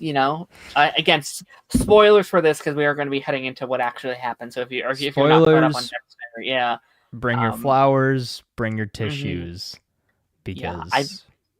I bought this hat. You brought your little my Hawaiian shirt. Yeah. Yeah. No, I think it's interesting because, like we said earlier, like I think our first week of it, we called it. We were like, listen, he's back in the season. How are they going to handle this without doing this? And I think we were both very, at first at least, very adamant about it not happening. We're like, don't do this. Yeah. And I think in every week we became more content with it. We kind of accepted We accepted the Acceptance inevitable. is a good answer. Yeah. I don't like it. I don't agree with it. Right. But I accept it. I feel very similarly how it came out of Avengers Endgame, where it's like, listen, I'm sad that Iron Man is not with us anymore, but I was kind of planning for it for an entire year. Like I knew I had a feeling, it a didn't strong feeling. It didn't come out of nowhere. It didn't come out of nowhere. It was telegraphed. It would have been more of a shock if well. it didn't happen for both. I'd argue. Yeah, you're right. You know what? That is true. But I think playing into what we talked about when we first started this stream tonight is not only is tonight, but they telegraphed this very much so from the beginning of the season. Is they were slowly preparing us all season long for the inevitable. We got a ton of different connections and ties and parallels to, characters of the past and what their ultimate fates have been. And just the fact that anybody that goes down the road that Batista went down this season has very rarely ever been able to walk out on the other side of it. So, yeah. Dexter Resurrection, Season 1, Episode 9, Touched by an Angel. The episode that we've all been patiently awaiting and dreading for the last 9 weeks. Yeah. Right? This is... Yeah, go for it. I just want to say up front, because I do kind of want to talk about this stuff kind of first, because I think, like, we're going to be dancing around it the whole time, and I kind of want to talk about it up front just where we can, like, okay, that's out. That's out in the open. I will say I am very proud of our joint forces. I don't know if you saw the post I posted on TikTok of our discussion. Yeah. I was kind of a little speechless. I was like, that's kind of fucking exactly what happened. I was like, holy shit. Again, why are we at Dexter's Writers Room? Please hire us. It's interesting because this episode confirmed that theory, but kind of debunks a couple of the other ones I've had this season, where I was like, I'll take it. I got one of them right. A couple others. Yeah. And I guess I'll have some altered versions of them this week that we can talk about once we get into it. But rest in peace. I will say I feel kind of okay with it. Better than I thought I would. I think just because it's done with so much respect. So much class. So much elegance. Class, respect, and is probably the most respectful death scene in the entire show. Because they really spent an entire season on it. You look at something like Rita, where it's like, that's such a good death scene, but it's so abrupt.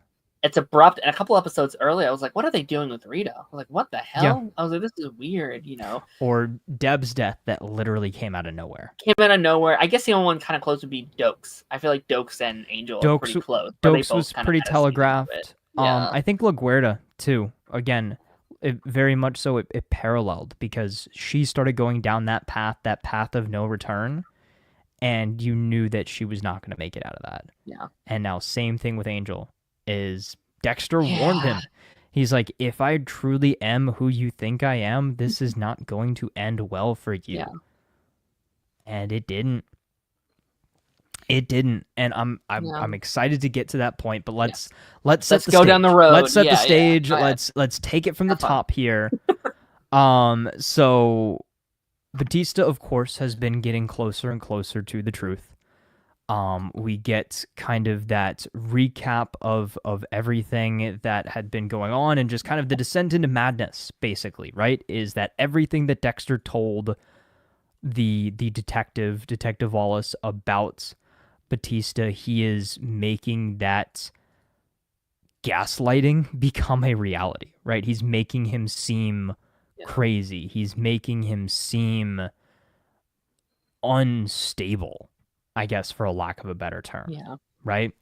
And that is kind of where Batista starts the episode. He gets that big warning from Wallace as well. Wallace calls him in and is like, hey, we got a call from Lieutenant Quinn saying that you retired. So you're impersonating an officer. Yep. Interfering with an investigation. We are just, out of courtesy, gonna give you a day to get the heck out of Dodge. And I was like, Yeah. dude, go to Miami, go back to Miami, go home. Yeah. They took his shield. And it's sad to see that this is the final hurrah of Angel Batista. Is he The is reputation. stripped of Yeah. his rank, stripped of his reputation, and stripped of the one thing that he seemed to have trusted the entire time we've known him, which is his gut, right? He had this Yeah. gut feeling that he followed, and he didn't care if it cost him his No. career. He didn't care if it cost him his integrity in the eyes of people. He And I wanted- knows what is he knows that something bad is happening, and he's the only one that sees through the lies of the Jedi. And he mentions this. He's like, that's what Dexter Morgan does, is he takes the truth, he twists it, he manipulates it, and he puts on a smile. He puts on this fake attitude that, oh, he could do no wrong. But Batista has finally seen through that facade and is brave enough to try and confront that, which I think is such great character development for somebody who started out as not only like the best friend of Dexter, but somebody who was just kind of stumbling his way through life, right? Right. People like to make the jokes about it all the time, you know. Quinn always brought up his, you know, his failed marriages and, you know, his your kid doesn't want you and all this kind of stuff. Like, you know, can't solve a case. You know, you were going to be lieutenant. Oh wait, no, you're still a sergeant. Like all of these things, right? He's gotten past that, and with age comes wisdom. And with time passing from something, you get to look back at things in a different light. And I think that was maybe one of the big critiques a lot of people had, is like, oh, you know, Batista couldn't solve a case back in the day, and now he's like, you know, super detective. But I think that was a good thing, because it shows growth, it shows progression, it shows that this is not the same Angel we left in Miami. He has had some time to sit in the aftermath of having all of his friends die and disappear around him over the last almost decade, you know? And you also called it like earlier on in the season, because now Dexter's also not there interrupting the police's investigation, right? Because he was always taking all the stuff for himself and like cleaning up any trace of, like, you know, we saw it in the show, like they were always under budget or undercut because they weren't solving their cases. There was always 20 cases open at a time because he was fucking with the investigations. So now that he's gone, it makes sense that they would get a lot more done and they could do a lot more with it. And I am curious about it because it goes into the end stuff, but I think it makes most sense talking about it here. I'm so curious about like the response of said death, because like, okay, they took away his badge, they told him to go home.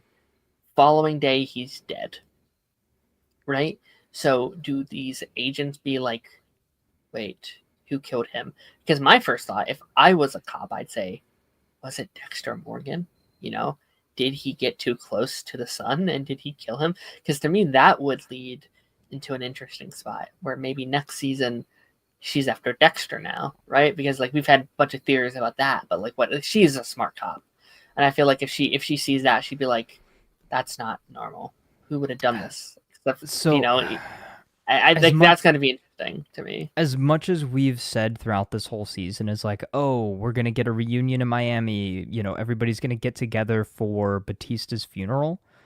I think he's going to have the exact same funeral that Deb had, which is going to be burial at sea.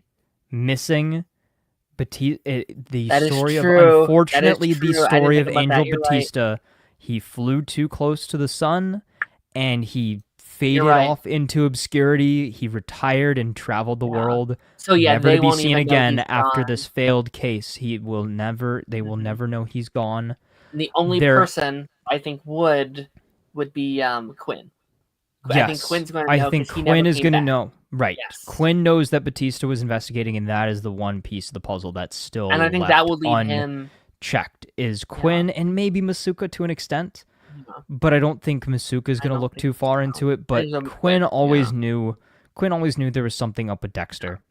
and the fact that Batista never came back from his New York trip to try and Right. confront Dexter. Like He's going to like go I think Quinn investigate. knows exactly why Batista is there. Like Quinn knows that he is investigating The Bay Harbor Butcher. the Yeah. the Bay Harbor Butcher, and he thinks that it's Dexter. Like I think Right. Quinn knows that, and I think another piece of this too that I'm kind of going off on a little tangent is that That is uh, true. nothing other than tell some funny jokes and be lead forensic investigator. But something that didn't really come back into play this season was the whole aspect of Batista legally declaring Dexter alive. Right? Yeah. How did this not show up? How did Prater not run his face through DMV records? Right? How Yeah. did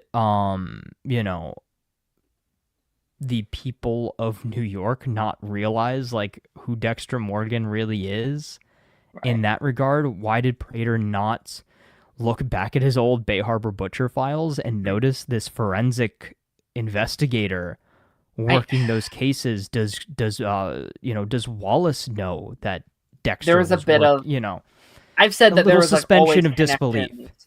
There's Yeah, always been little connections between Dexter and the Bay Harbor Butcher, even if it's just his job employments. yeah, I do think this episode, and we'll get there in more detail once we get there, but this episode showed to me that Prater is less impressive than I thought he was. I guess this season, because the whole yeah. season, I went into it thinking he was this mastermind that knew all these things, who's keeping everything close to his chest. He's kind of just flying by the seat of his pants a little bit. He's just a fanboy. Oh, He's just a fan. Oh, I loved kind it. of an idiot So a little bit. he's kind of a goofy guy, but I think Peter Dinklage, dude, he has got to get some sort of crazy award for this. Yeah, he's really Like good. He's awesome. He is I can't awesome. wait Dexter to be back in the Emmy nominated in the award season. categories. Yeah, that's gonna be really cool. It being back after all these years. Yeah. But dude, Prater was great this episode, and I think we'll come back to some of that Batista stuff in a bit. But the episode really kicks off with Dexter and Prater, the follow-on from the Red. I didn't know you had a son, and that is kind of the big overarching story of this episode. Is while Batista's doing his investigation, Dexter is doing his best to stay out of Prater's crosshairs, and not just for himself, but for Harrison as well. Because now that Harrison is involved, now it's personal, right? It's one thing to come after Red or Dexter. Yeah. It's another thing to come after Harrison. And now that Harrison has been swept up into this guilt by association kind of thing, he is now on a tear, right? He has got to get to the bottom of this, and he pushed it one step further by sending Charlie after Harrison and having a little bit of a conversation. And I loved how Dexter kind of went into like overprotective parent mode. Yeah. And what did he do? He fully embraced the Dark Passenger, the persona of the Dark Passenger, and perfectly replicated the MO of Ronald Schmidt. Mm-hmm.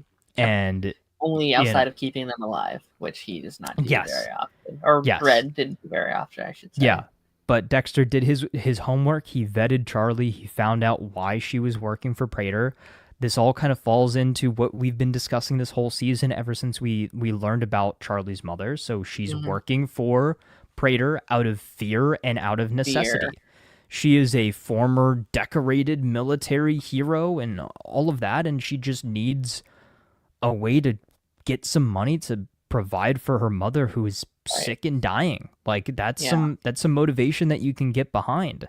But she thinks that the whole operation is cuckoo banana pants, right? Like she thinks Prater's a nut job. She thinks that all of the serial killers are insane. She hates the job, but she does it because she's good at it. She is a security guard first and foremost. A lot of money. There's a lot of money, and what is her job? Her one job is to keep Prater safe. And if that means, having to fight and wrangle serial killers, that's what she's going to do. Right. Because that is the only way in which she can ensure a safe and Right. possible future for her mother, which it's something that you can definitely get behind and sympathize with, which makes Right. me really think that her and Dexter will find some common ground Mm-hmm. come the finale. Like, yes, she is still on Prater's side by the end of the episode, but again, it's purely out of necessity. It's because if I she doesn't do Prater's bidding, Prater is either going to cut the funding, which would be the best possible scenario. Worst case scenario, Prater pulls the plug on her mother. Yeah, I So, can't decide which one of them is going to die in the finale. Maybe this is getting a little bit ahead of myself, but I can see it going either direction, where Dexter and Charlie team up to take down Prater, or Prater kills Charlie for various reasons, for maybe betraying him or something. Because I can see a path with both of them continuing on, but not both of them at once, if that makes sense, right? Like, I think one of them has to die. Selfishly, I kind of hope Prater doesn't die, because like I don't know if Peter Dinklage would take on 2 seasons of a show. I know he literally did 8 seasons. I think the safe bet is go with the trend, right? Dexter has never let a big bad live at the end of the season. I kind of hate a that. big bad has never gotten away. So going with tradition. Started. You know what I mean? I think. I think it'd be a damn shame. It will be. It will be. But I think going with tradition, he's got to die. I think. Yeah. I think Prater ends up on the table. Dexter's gonna kill him for all the stuff that he's done, and most importantly for killing Batista. And Dexter is going to do what he can to help make sure Charlie is provided for, and her mother gets taken care of in the way that she needs to. And there was I'm not going to say it, but there's a behind the scenes photo that they posted weeks, if not months ago, with something from the finale that everything's falling into place and it just makes sense.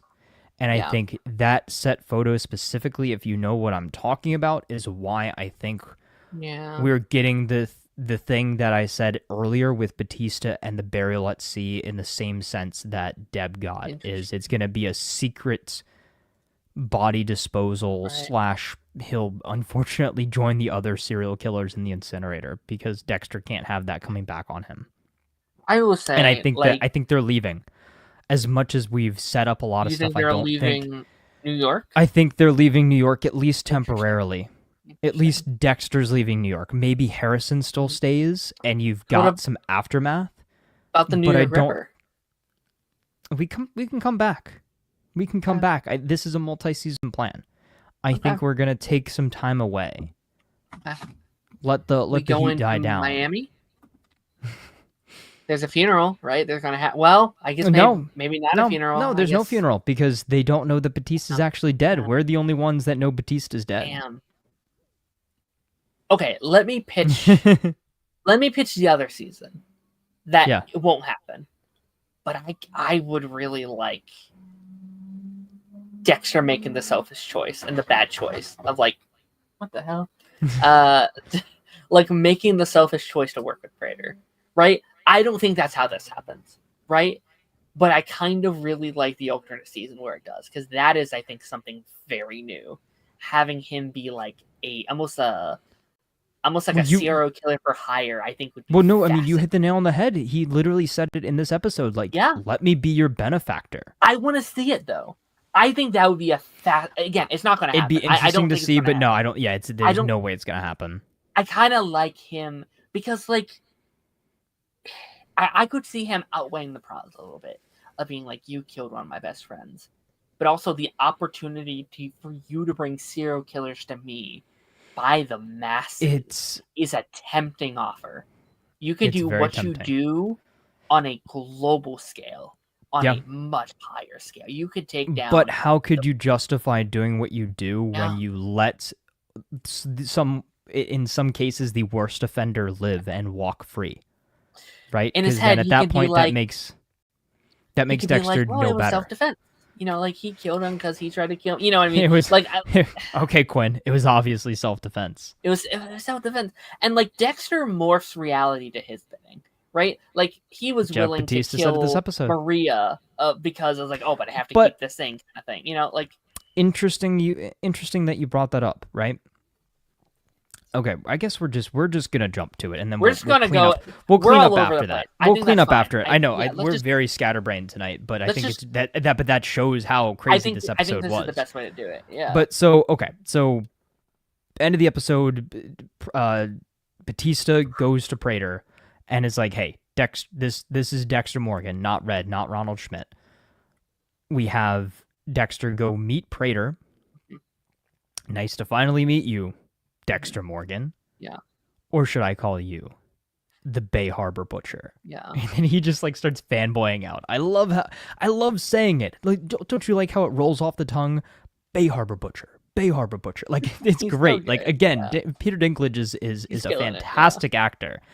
But he has served up Batista on a silver platter to him. It's like, hey, here's your ultimatum. Kill Batista, and I will be your benefactor. We will do what you do. We will travel the world. We will bring serial killers in for a week at a time, learn what we want to learn from them, and send them to their watery grave. And I like how Dexter weighs both options. He's like, well, Batista has made my life difficult.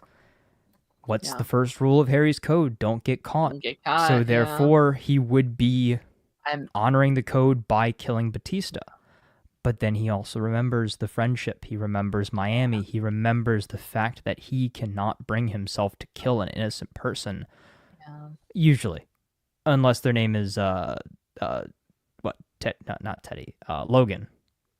Unless their name is Logan. Whatever the guy at that, that truck stop was.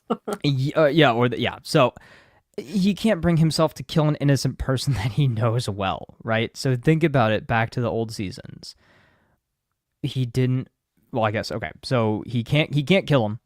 He lets him go. He does the fake out with the knife, and he cuts him free. And we think that at that point, Batista and Dexter are going to team up and fight Prater. Like I wanted it to be, for a lack of a better term, the moment in the in the Last Jedi when Rey and Kylo Ren team up and fight the Praetorian guards. Like I thought that's what was going to happen, but Batista attacks Dexter and is like, "Hey, this is for Dokes. This is for Maria. This is for." This is for Deb. This is for everybody that you let die. And then Prater flips out. He grabs Charlie's gun, starts firing willy-nilly, and kills Batista, which I think is a much more appropriate death for him than my original theory of Harrison being the one to kill him. I'm so glad that didn't happen. I'm super glad it wasn't. And we mentioned Dexter it last. himself. Yeah, like, I'm glad it wasn't Dexter himself. Yeah. I'm glad it wasn't the New York Ripper that killed him. Yeah. Probably, unless Prater somehow is actually the Ripper. I hope not. Yeah. But yeah, man, so he pulls the trigger. You get the funny, him waving as the door's closing and Charlie's pulling him to safety. Dexter almost hit a crazy trick shot, throwing the tomahawk he's like at a him. Monkey in like a circus. Like he's dangerous. Yeah, he's a kid. He is a kid in a candy store. Yeah. He is not. He has no regard for human life whatsoever. Which is why which is why he can't be a serial killer. I think it takes away all the interesting elements of him if he's. Is this the first villain that's not been well, I guess he's a killer now, but hasn't been a serial killer? Well, I mean, up until this point, we don't know if he is a serial killer. I guess, but... No, I mean, Lila was a serial killer, technically. Okay. I think what you have to kill 2 or 3 people to be a serial killer, and she killed at least one person that we know of, 1 or 2 people. I don't know. Previously, and then Dokes. I just like how different it is from every villain we've had so far. He stands out among the crowd, in my opinion, which is good. I need that. Yeah. But yeah, no, I think. Yeah. But so continuing on. Let's finish finish out this scene, right? So Batista is on the ground bleeding out, and I love how Dexter is actually kind of freaking out. He's like, "Oh shoot!" I know I warned him, but like this was not supposed to happen. Mm-hmm. And in Batista's last moments, Dexter tries to tell him the truth. Like, yes, you're right about me, but not in the way that you think. Like, I didn't kill Deb. I didn't kill LaGuardia. I didn't kill Dokes. And Batista, this is, again, the most gut-wrenching part of it all, is he's like, I know, I don't care.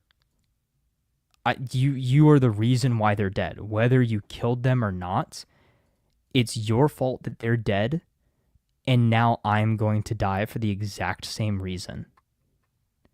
And that just, like, shatters your world, especially when you've watched this show in such a quick succession and you see them have such a great friendship and such a great bond in the original series, to then see that just fall from grace and see how distraught it makes Dexter by watching his former best friend bleed out in front of him, absolutely hating his guts. And for the final thing that he says, that Dexter Morgan, screw fuck you.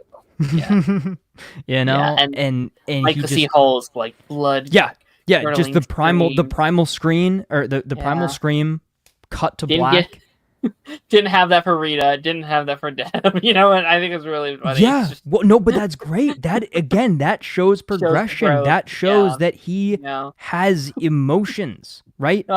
Think about how emotionless he was. Like, again, that is actually kind of crazy. He reacted to Batista's death so much more than he reacted to Rita's death, to even Deb's death.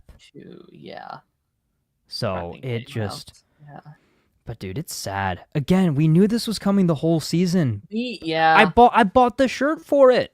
I knew it was gonna happen.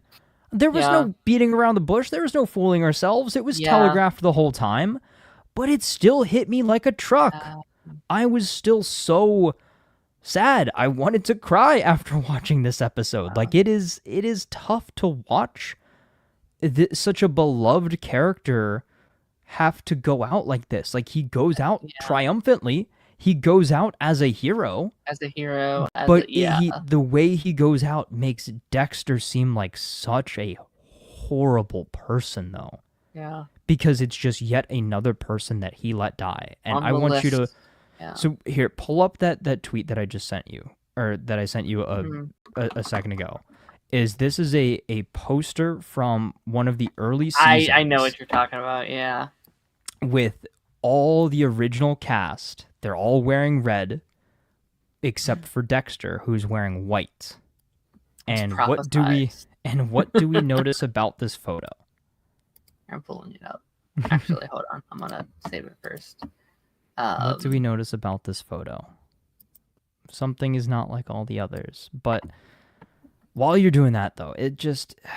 Man, I know we said that we didn't want this to happen. But yeah, here we go. Dexter, Deb, Dokes, LaGuardia, Harry, Batista, Rita, all wearing red, all now dead. Yeah. And where do they live? Inside Dexter's head. Mm-hmm. I've been replaying that Diggle quote from Arrow, season 6 all week. That big argument scene, and Diggle's like, "You leave a trail of bodies every damn place that you go." At least my trail of bodies doesn't include my own brother. Oh wait, it does. His does. Also, where's Miney? I think he pops up next week. I think here's the thing: if Dexter, so the big thing, right, is Dexter's now locked in the vault. Mm-hmm.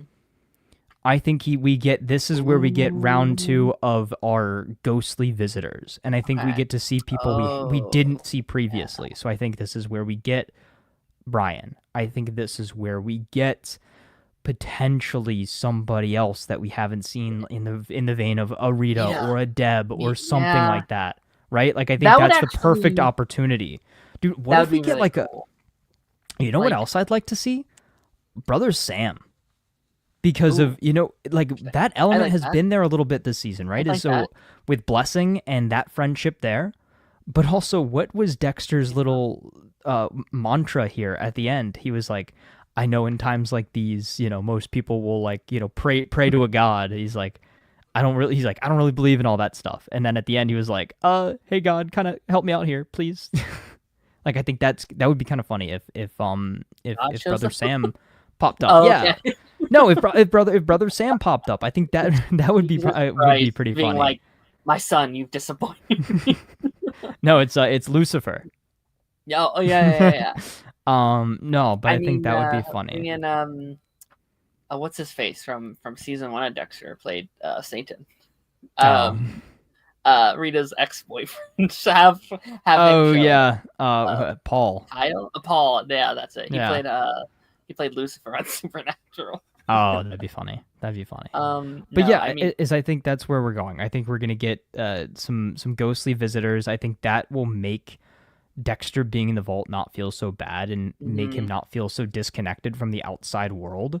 If Um, but I think ultimately another theory that I saw that was pretty interesting is that something that Charlie was doing maybe when she invited Harrison or had mhm, Harrison come up, give her the room service and everything, going off of Prater's orders. yeah, What did Harrison say specifically? Again, Chekhov's gun. Charlie took Prince yeah, from from Harrison, or could have taken Prince because she kept the dishes, the silverware, and yeah. everything like that Harrison has been touching the whole time. How do you get into the mansion? How do you get into the penthouse? Biometric scanners. Do you think Charlie gave Dexter an out by putting Interesting. Harrison in the system Right. so that Harrison can ultimately save Dexter from the vault and allow him to get Yeah. out in time to stop Prater? I What if wonder. this has been the plan all along, whether Dexter and Harrison know it or not? Maybe I think. Charlie is playing her angle and using this as her opportunity to take down Prater once and for all. Right. I think it'd be cool to kind of like. I think Harrison will play a big role in next week's episode. I think he has to. I Yes. think you have to connect it the Yes. whole time. It'd be interesting if, like, I don't know. I almost think he has to kill again next week. I don't know why. I think for it to come full circle, I think something big happens with him. I do think he needs another big death to kind of like cement him in a certain direction. Because I don't think he can Mhm. be good all the time. Like I think he's going to fall into that as I sometimes Yeah, do his this. life has been a little too on the uppity up the Something needs last to couple happen. weeks. Let me bring up the Gigi thing because I do want to Yeah, I was address gonna this say. one quickly because I was very headstrong about my theory about like Prater hiring Gigi and doing all this stuff. I think this week does debunk that theory. Yeah, I think She there's makes sense no connection with whatsoever. Prater and Gigi. I am going to stand on. I still think there is a twist with Gigi. I still think Gigi is not who she is saying or Yeah, what because it's too convenient that she would hit it off with Harrison so quickly and that she would so single well. him out of the crowd of everybody. And if she's really doing all of these tours, again, what was so Right. special about Harrison? Why? About him. Yeah. Right, right. And And yeah, like and again, too, is why are things going so well so so quickly? swingingly. And listen, I actually really like her as a love interest. She's probably my favorite love interest Yeah. for Well, Harrison I so far. think I that like they her I a think they lot. complement each other very well. I think that they both have They a have great chemistry. very similar sense of humor and things like that. I think Right. the jokes this week were great. They were like, "Yo, Blessing's really got everything in his car," and Dexter was That's like, funny. "Come on, man, come on." I did that think that scene, stuff was that really. scene too, where yeah, no, there is They're in good the stuff this apartment. week. Yeah, Dexter's Gigi like, and Dexter. Yeah, I think I've got a pack of cards. You guys want to play cards? And then so Harrison looks at it. wholesome. He's like, Dad, I'm not like 12. We're gonna go I want to play have cards fun. with Dexter. That sounds great. Yeah, I dude. If Michael C. want Hall invited, was like, hey, let's play cards. Dude, I'm staying up all night playing cards. fuck yeah. Oh, that sounds fun. Actually, I thought that was fun. And like, Michael, this is your open interview to or your open invitation to come on here and play some cards. let, let let's play some Uno. I'd love Yeah. playing cards with Michael C. Hall. But no, that stuff was great. Again, but like again, if it's not like if she's just a normal girl, I will also enjoy that because I do like her character and like I'd be down to watch just their relationship develop. But again, I think it's too good. I think it's too neat. I think it's too clean. I do have a feeling the end game is going to be Harrison and Elsa, even though I kind of prefer Gigi right now. I will say, I think maybe she gets caught in Praetor's crossfire or something like that, right? I wonder though, imagine that's what this next episode is, right? So getting Praetor to serial killer level, right? So he has been, collecting all of these killers over time. If Batista is his first kill, I think we see him kill 2 more people next week to fully cement him as a serial killer. So then again, when Dexter puts him on his table, he kills Praetor as yet another serial killer and basically adds him to his own collection. Okay, so and I still think that Dexter's going to take his blood slides at the end of the season 2. Yes, or at the end of the season, also not at the end of season 2. But so, what do we think? One of them is Charlie. Do you think Charlie makes it out then? If we are content with I think Charlie deserves the happy ending. I think she deserves to get. I think she will get Praetor's empire. Oh, interesting. I think she will get Praetor's empire and actually continue the work that he's supposed to be doing. Because I think that's such a natural progression for her. Like, so she continues the philanthropic work with, the galas and, helping out the police force and everything like that. I think that that's what she is going to do. And obviously take some of that money and use it to help her mother. Interesting. Do you think she helps Dexter? I do. I think she helps put I think she helps put Harrison through school. Oh, interesting. Because I made that joke before. I was like, oh, well, how is Dexter going to pay for all of this? But because if part of Praetor's money. Well, yeah, no, like I like now I'm thinking of like, well, maybe we do get a little bit of what I was just saying. I think a split story as well for next season is partially it takes place in New York and partially it follows Dexter wherever he goes. I think part of it too is him maybe letting go and letting Harrison live his life a little bit on his own. But eventually the stories will connect. Like, again, imagine maybe Quinn does come to New York. Right. And that's that connection is like, hey, Dad, like somebody else from your past is here. What do we do about it? Well, now I'm almost thinking like the thing that Praetor is offering, maybe she doesn't hate, right? Like she hates serial killers. She is like disgusted by them. And she doesn't like what Dexter does. But maybe she's like, but you can take more of these guys out like you have been. I'm going to help you do that. I'm going to give you the resources to go do that. So maybe evil, so kind of a spin on my CI theory as well with like, Detective Wallace. Yeah, it's like I don't want to know anything, but I will give you some of Praetor's money. I will support I'll give you some resources. Way you wanted to go do that and take out all these other because I do kind of maybe she gives him like a quest list basically, right? So instead of inviting the killers to come to them, she gives him Praetor's like master list of like, okay, hey, that is a fun these are all of the other here are all of our other known killers currently, known active serial killers across the world. Dexter gets on his boat and travels the open seas, and he's like a serial killer pirate, basically. Just like imagine that would be so Dexter cool. Like, maybe every awesome. like every episode, maybe it's a new location. Like that would be expensive. Or no? I don't know. Like I'd like Harrison to go with him, but I still think that there's going to be some New York story. Like if we still have these elements, like Harrison going to school and potentially Charlie still being the benefactor. And the New York Ripper and Detective Wallace and stuff like that. I think we have maybe a split story where Harrison and everything that's going on in New York is half of it. And then Dexter on his quest to clean up the rest of Praetor's minions basically is on the list. And then that's where we get maybe an episode devoted to Al, aka Rapunzel coming back, that sort of thing. Yeah. So in the same vein of literally my favorite episode of the series, when Dexter went on that road trip with Brian in his head. Right. I think maybe again, same sort of thing. Dexter road trip, take out any remaining known killers. That is my pitch for season 2. Yes. No, that's fun. That's fun. I still like the idea of like, I don't know, him working with the police force again and like going back into that in New York. But I'm down with your idea. I like it. Maybe you can double down with our pitch of like each episode is a different dark passenger kind of following with them, like every That would state. be very cool too. You know what I mean? Yeah, Like is it's maybe, and it matches up with whoever the target is for that one. It's like, okay, this yeah, is somebody that would be, Deb would help me very well with this, or right. Harry would be a There's good help here. yeah, I like did also think that Harry was surprisingly absent from this week's episode. Like he was there in a couple. just a little bit. Yeah. Yeah, yeah, but he wasn't there a ton. But I definitely do think we're gonna get the episode for the finale is gonna open with what's the plan here, Dexter? Yeah. Just a classic line, classic Harry line. Yeah.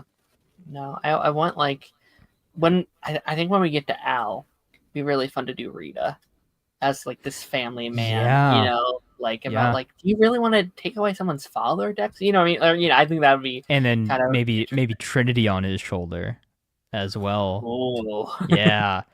Oh, and then that's where we incorporate our pieces of the Trinity. Mhm. Jonah's Oh, on the list. John, yeah. I And don't then know. that's where we get some stuff for the Trinity Some prequel Trinity and killer. young Lundy.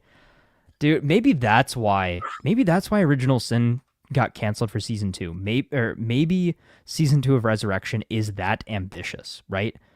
Think about how expensive that would be though, to be in a new location, maybe a Every episode that'd be really expensive. big name actor as Every the episode. killer for every episode. Maybe it's not every single episode, maybe it's like 2 episode arcs or something like that. Maybe it's a vetting episode and a killing episode. But I really think that would be such a Mhm. cool layout for the show, is take That that would be show fun. on the That would be road fun. with the option to just go back and plant your feet in New York eventually again, or Yeah. plant your feet back A chance in to go Miami. back to Miami. Yeah, I do think there needs to be a season in Miami eventually. I think 100%. there has to be one 100%. at least.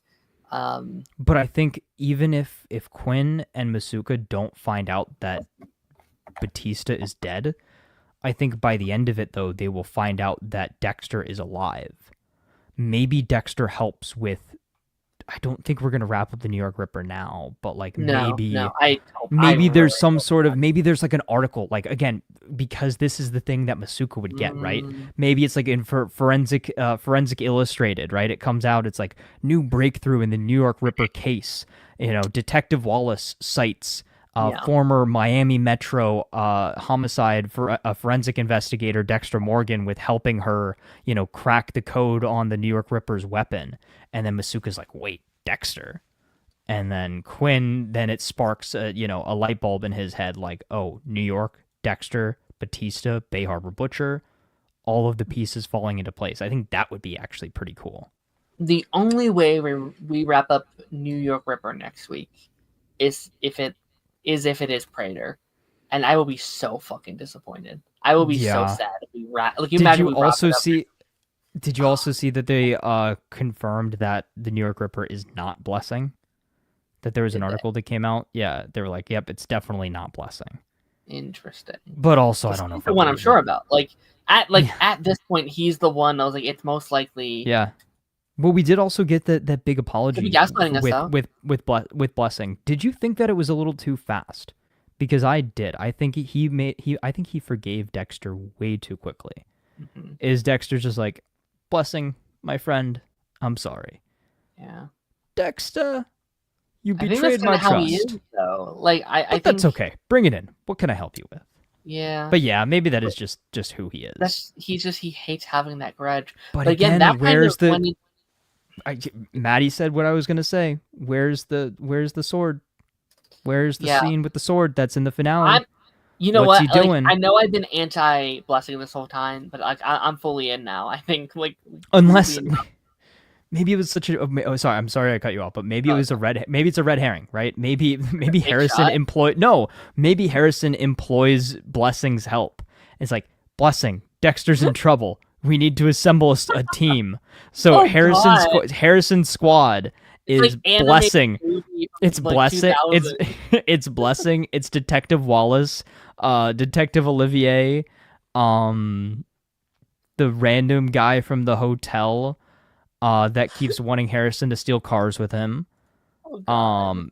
Gigi, and yeah, that's his squad that rolls up to Right. save Dexter from the gala. Right. It'd be so funny if they purposely did the shot for like a fake out because they're like, okay, It's people are got to be gonna in the think finale. It's got to it's be in the like finale. There's no they other like way. they're like on a walk and they walk past like a museum and it's like, oh, look at this sword. He picks up a sword and says, this is cool, and then puts it away. It's like that's With it. all the That's Teenage Mutant Ninja Turtle weapons. yeah. Okay.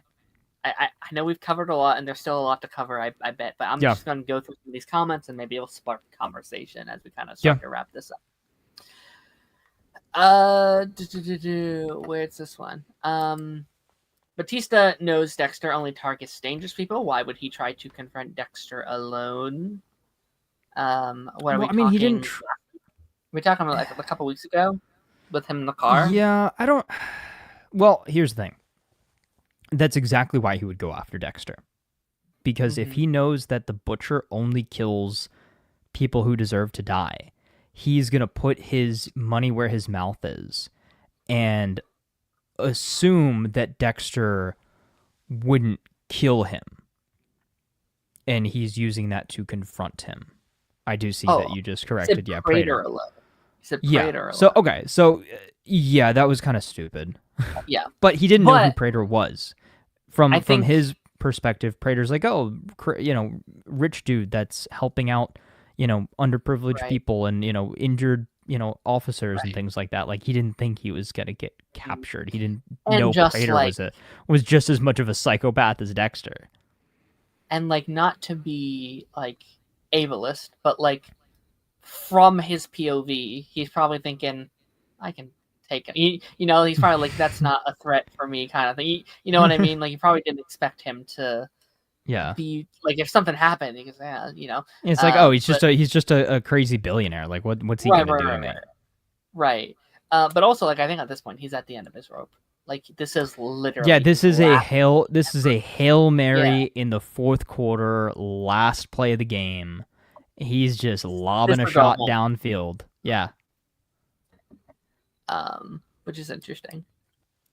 And he handed the detective badge. My theory is Quinn will be the one to come and pick up the badge next season, but then he might see Dexter. I like that. That. Cool. That's interesting. This is a little off topic from Dexter, but I'll answer anyway. Darren, I don't remember. Did you say that you like Kimberly more than Kat? In my opinion, Kat's better. I'm more nostalgic towards Kim, but I think Kat's the overall better character. This is a reference to Power Rangers, by the way. Yes. Just in case you were wondering. I kind of figured. We just wrapped up Kim's last episode on Party Nation this week, so it's very relevant.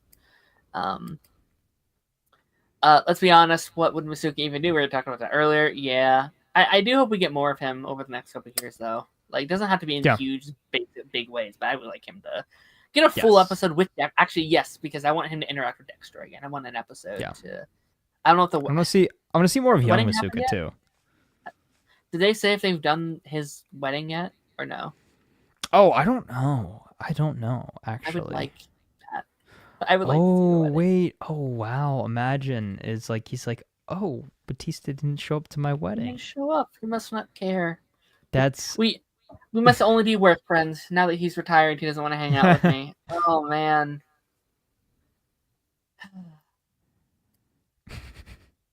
After this episode, I'm very interested to see what happens to Charlotte at the end of the season. Me too.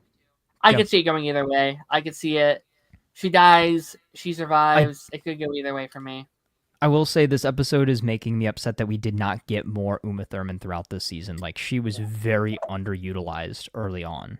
Which does make me think maybe she's a lot. Like, she doesn't die. Yeah. Because I think there's so much more to explore with this character. If I didn't have this episode, I'd be a little pissed with her character. Yes. Because I didn't care about her before this episode. And now it's like, oh, just include her and she's good, Yeah. So. Yeah. Shortcard says, I think Praetor dies. I ultimately agree. I ultimately agree. Like, I would like to see him live. Just because, like, we've talked about this, like a big pet peeve of mine, and I understand you have to do this, but like I hate that you have to kill off every like rogues gallery for him. And I do feel like in many ways we haven't even cracked the surface of what makes him threatening. Like I want to see a like I think it's Dexter just the fact that he's so unhinged. so unhinged. He has so many resources, and they've been friends 90% of the season. Like I want to see them at like I think it'd be fun for this season them being friends, and then if you did another season, now they're at odds. And how does he work? How does he go against someone with so much resources against him? Yeah, I think the Be only caveat, the only negative in that regard is the fact that this would be so offbeat for them. right. They've Oh, never sure. allowed a villain to span multiple seasons. Agreed. Yeah. And with this whole season of them building up Dexter as being kind of, in a weird way, the strongest that he's ever been, with the most to juggle. Like he's had to juggle a new life, his son, his injuries, and all of that, yet he's still making it work. Let's do Right? it like John Wick Part 2, where he hires the biggest and baddest like serial killers he's ever heard of. I was like, you have to kill Dexter Morgan. You know what I mean? Like we've never seen like this season, none of them knew who he was, or like Yeah. like they didn't see him coming. This season, it's like, oh, it's the worst of the Oh, worst. wait, actually, Down. hold on. I like that. You know what? Imagine Prater gives the order, so maybe it's not Dexter going to hunt down the other killers. Maybe it is the opposite, and They're hunting Dexter is the him. one being hunted, and So then you flipping can stay the in New York and also do that story. yes. that you're So trying to it's do. flipping. So it's flipping the whole idea of the show on its head. Is now Dexter is not the one with the upper hand. Dexter is the one who is then being hunted, like Which he he's has never happened hunted to him so many of before. his victims. No, he's never been hunted outside of with Yeah. Serco. That causes a lot of stakes. Yeah. Which does that include the New York Ripper? Right? Is that how we include him into the story? I always thought that when we get to the Ripper will be the big kind of foil for Dexter. Agreed. Like he will be the Ripper will be the reverse Dexter. As Yeah. he will be I am his the end of the threat show that he at this can't point. take. Yeah. Yeah, he'll be the threat that he can't take down in an episode. Yeah. And I think that, to your point, I think you get a little bit of that, okay, a villain that spans multiple seasons by introducing the idea of the Ripper this season and then fully diving into who he is, his backstory, and the ultimate conflict and meeting with Dexter in season 2. Okay. There's a lot of like potential pitches this week. And then next week we could be like, we were right. We called it, and we pitched 100 different optional timelines. Yeah, Not really. it's like we're right because we just threw rapid-firing everything at the dartboard. Something is bound to hit. We're so smart. We just named every possible outcome we could have. What if Dexter leaves? There's a time jump in season 2. Starts with him returning to New York. Maybe. I could see it. Maybe. Dexter Resurrection season 2, Lost in New York. It's like, why is Trump here? That's crazy. Just down the hall. Just Dexter walking past him. Oh my god. But then it's a never-ending cycle of violence. If Dexter's arc is understanding justice, I think it makes more sense for him to turn down Prater's offer. I do ultimately agree. Yes. I just would like to see it. Just like selfishly, I want to see that arc. I just want to see like what that looks like. Yeah, no, I think you're right though. I think it's good character development for him to turn down the offer, but I still think that there's a open part of him going about it in his own way, working with Charlie and going about it in a better way, either working with Charlie or working with Detective Wallace. Maybe instead of Charlie being the one that has control of the master list, maybe again, like to my original theory of the NYPD, right? The NYPD raiding the vault. They take all the trophies except the Bay Harbor Butcher slides, and then Wallace gets all of the info on the Ripper and all of these other active killers, and she's like, "Hey, Dexter, I know you've had experience. You've taken down the Bay Harbor Butcher. You've taken down the Trinity Killer. You've done all of this working for Miami Metro. and then you'll get your inner monologue.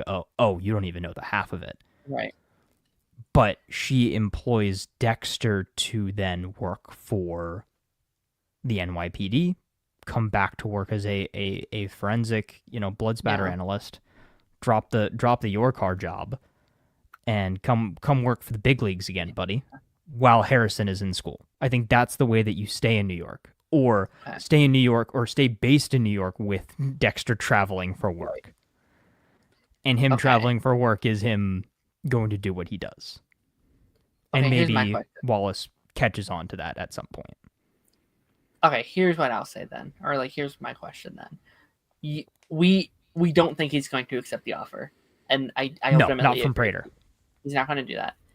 Would season 1 or 2 Dexter accept that offer, do you think? Ooh. I think end of season 4 Dexter would accept that offer. Interesting. Because that was going to be my question. Like, if you said yes, he would have, then I would have been like, well, what about season 4? And then I would have said, well, what about season 8 Dexter? Would season 8 Dexter have accepted it? No, I don't think season 8 Dexter would have accepted it, because I don't think he believed in himself enough to accept it. What about like start of season 8, I guess is the better question. Like, that's him kind of like at his peak. Yeah, almost at his peak. Yeah. You think he would have? Okay. Yeah. Even if he knew he killed Batista, like right in front of him, you think he still would have done it?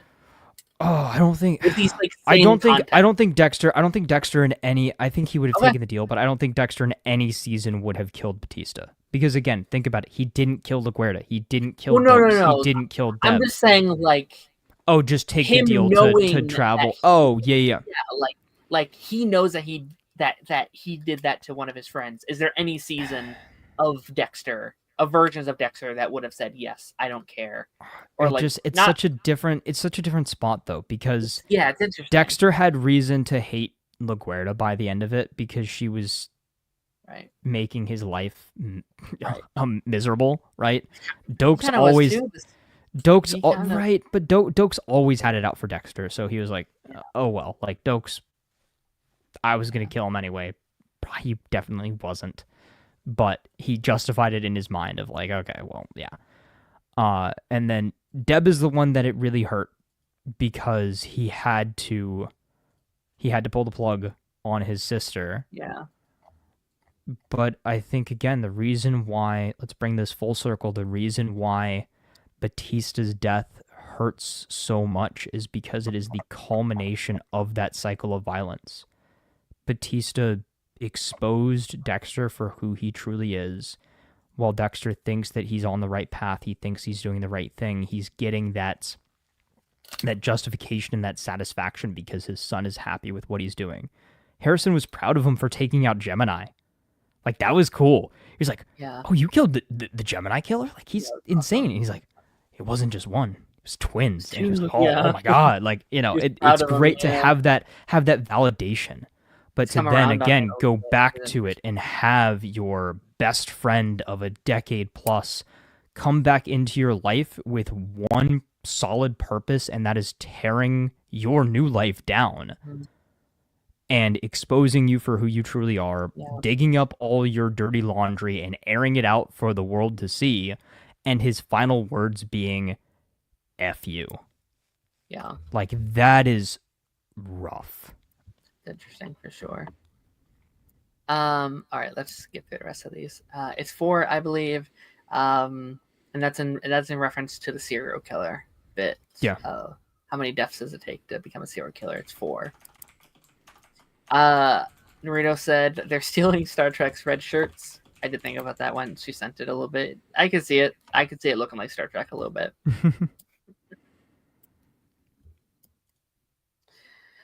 What did you think of the blessing scenes this episode? We touched on this already a little bit. Three or more murders. 3 or more. Okay, interesting. Blessing was good. This episode told me, I was like, oh, it's more set up for New York Ripper. But if you're saying it's no longer the case, I don't know. Again, I'm not sure if so it was an article that they posted on Dexter Daily. It was an interview with one of the one of the writers, I believe. Interesting. I can't remember. I mean, Didn't listen. Here's what I'll yeah. say. It's not wouldn't be the first time writers or showrunners have lied to us. Have said yeah.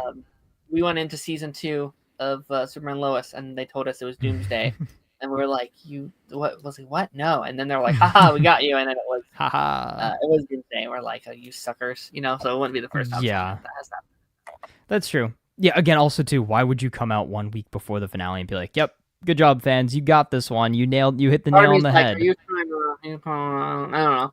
Right, or are you saying this just to throw us off the track?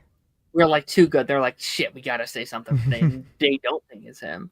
We're gonna talk about Gigi a little bit. I don't have to go into that much. I enjoyed her this week. She was fun. Yeah. I like Cool Dad Dexter. That's like, yeah, just wear protection. You know, I thought that was really fun. I thought it's fun seeing like nervous Dad Dexter. They made sure to show that Predator dropped the gun and left it in the vault. That is true. Is that going to be a part of his like? Is that a compromise? Predator gets arrested with the information he has. That'd be interesting. Ooh. That's a compromise. And then maybe Prater is Dexter. Like Dexter and Prater become pen pals in the same way that Prater was pen pals with the man who murdered his family or his parents, might I say. And then that would be a bit of a compromise. And maybe Prater's like maybe that's the CI.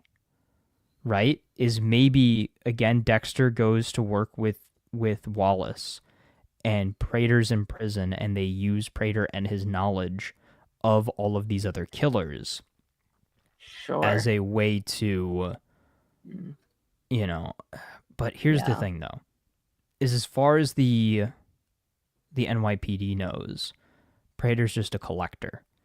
He's obsessed with serial killers, but that doesn't make him a killer. Yeah. That there's no proof that he's gathered these serial killers before. And he might know who they are and where they are, but that's just because he's a big fan. Yeah. And without even like, I don't know if I can even believe he could like hold up in jail. You know what I mean? Like, he has so much money and resources. Like, we've seen what he can do to people that are in prison. You know what I mean? Like, I don't think I think he could. Pay right? Literally he wouldn't. Yeah. He wouldn't stay for very long. It would be. Yeah. I don't think I don't think he'd even get there. I think he'd just pay his way through. It's like, no, that's false. You know, whatever. Blasphemy. Oh yeah. Scott Reynolds said in an interview a few weeks ago that Al is everything Dexter thought Trinity was at first. Oh, that's interesting. Yes. That's fun. I like that. Do you think they'd actually go down the path of Quinn's already knowing Dexter's a killer? I think he has had his suspicions, and with the circumstances surrounding Batista's disappearance, it will all but confirm it. Mm-hmm. Yeah, I think he's always kind of known, but I think he's refused to think about it. He's just like, I'm looking the other way. It's kind of like a Lex Luthor knows Clark Kent is Superman sort of thing, but he doesn't want to believe it because it's like, how can goofy Clark Kent be Superman?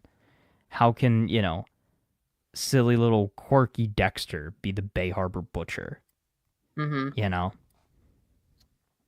I think Quinn knows, but chose not to pursue it in later seasons because he was worried about how it would affect Deb and Elsa's child. That was a reference to the other thing, the Dexter Avengers. Why would he try to confront Prater alone? Was that what we were saying earlier? Okay. Yeah. He was correct. Okay. Angel was always low-key throwing hands. Angel was low-key throwing hands. Yeah. He held his own there for a minute. And like Dexter was willing to die there as well, which I thought was interesting. Like I actually really like this scene where he kind of like accepted his fate.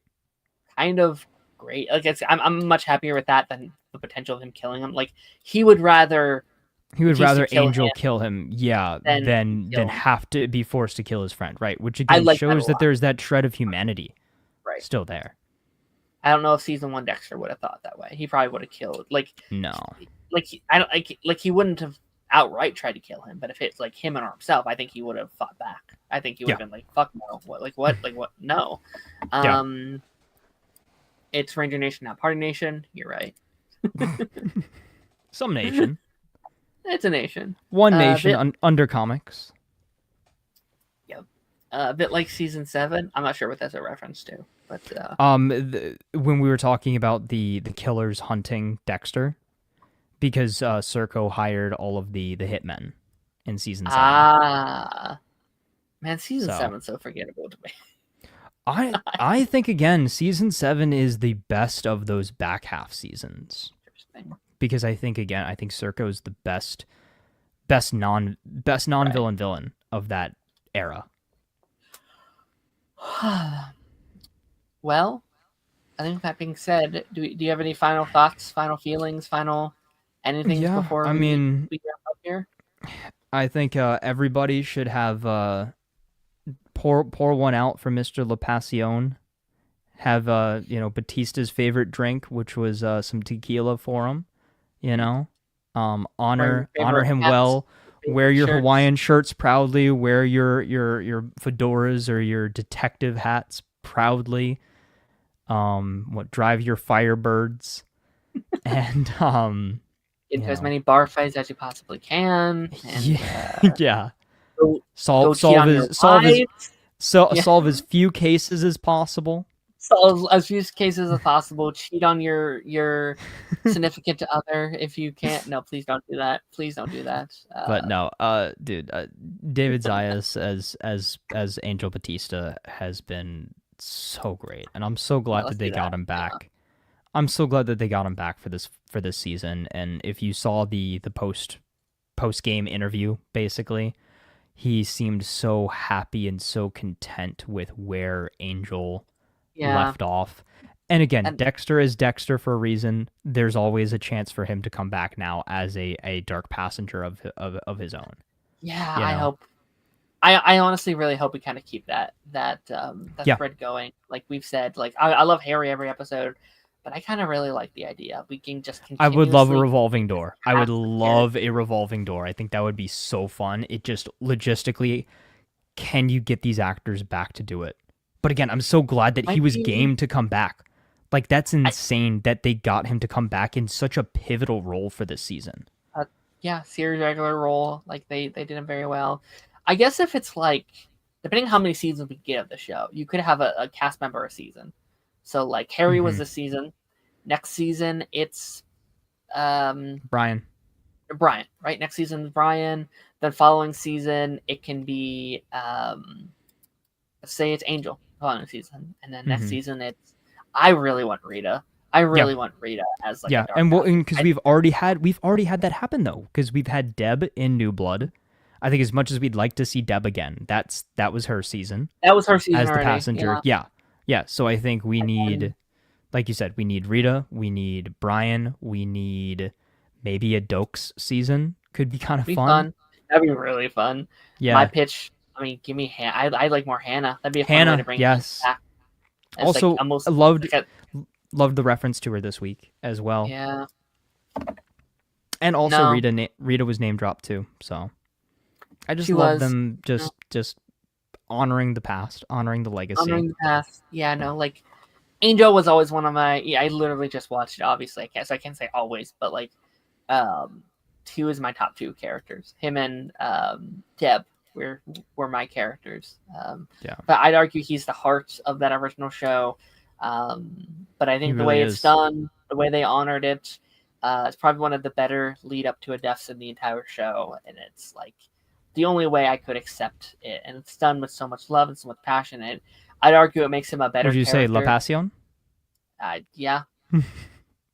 I think it's done with so much, like, I think it makes him a better character. I think it makes him a stronger character in the end. I know people disagree with that. Some people hated him this season, but I thought this made him such a stronger character. Yeah, I think it, respect the past, embrace the future. Such a great send-off to an original character that you don't get to see a lot of times. Like, imagine they did something like this for Deb or for Rita, I know. Deb deserves something like this, man. It is a damn shame. Yeah. But Batista will be missed, and again, big round of applause to the actors, to the writers, to the showrunners, and everybody involved for again making such a passionate show. Yeah. We have two final comments here, and then Yeah. we'll wrap up the show. gotta These head two things seem out, like it'd be yeah. a fun way. What is Dexter? But Dexter is Dexter, but what is Dexter without an angel that lights the way? Okay, I like that. I see what you mean. trying to do. Yeah. I see the vision. I see the vision. Okay, I don't know what I was trying to say there. And no, that's we okay. got you. That's okay. I see the vision. I see the vision. He's the heart and soul of the show. Yes, is what it is. And then one final comment here to wrap up everything. If I got to choose a person, like a real person, to be like, I'd choose you.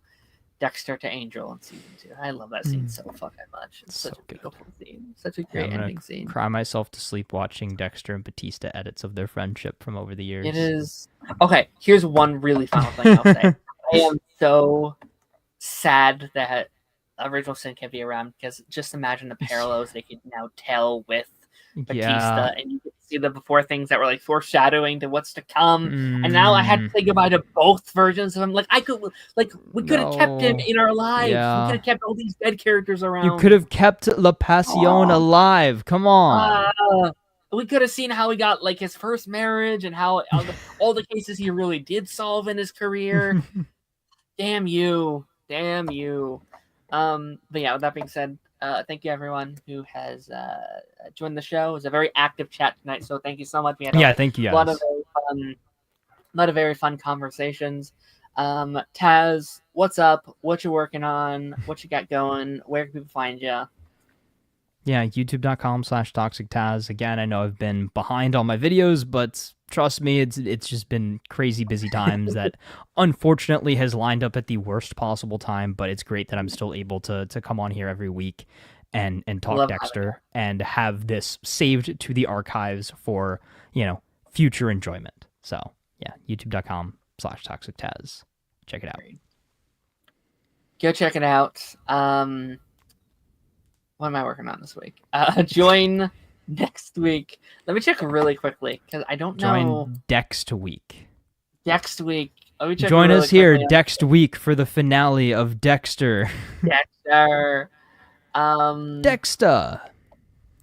I don't have dates on me right now. So what we have for sure, we have new Dexter. We have more Peacemaker. I'm not sure if I'm going to continue to cover Alien on here. It depends on the vibe of how much I have to say. If I don't have much to say, I'll probably just leave it to my own enjoyment. But I know Only Murders in the Building is coming out very soon. I want to cover that, at least me. I want to just give my thoughts every week because I love that show. Gen V is coming out here in a couple weeks as well. I don't think it's next week. I think it'll probably be the following week. I know Wednesday's coming back here soon as well. I need to work that in. I haven't even finished the previous set of episodes they dropped, so there's a lot of shows coming, too many shows coming. I don't know how we'll fit it all in, but we will make it work. And then Pipeline this Thursday. I'll be joined by a very, very special guest, a special returning guest. We are going to be playing a DCU Projects elimination game. We did this with Marvel about a year ago. Now we're doing it with DC. By the end, only one upcoming DCU project will remain. What will it be? We shall see. So join in for that. That'll be very fun. And without further ado, I will catch you all on the flip side. Bye-bye.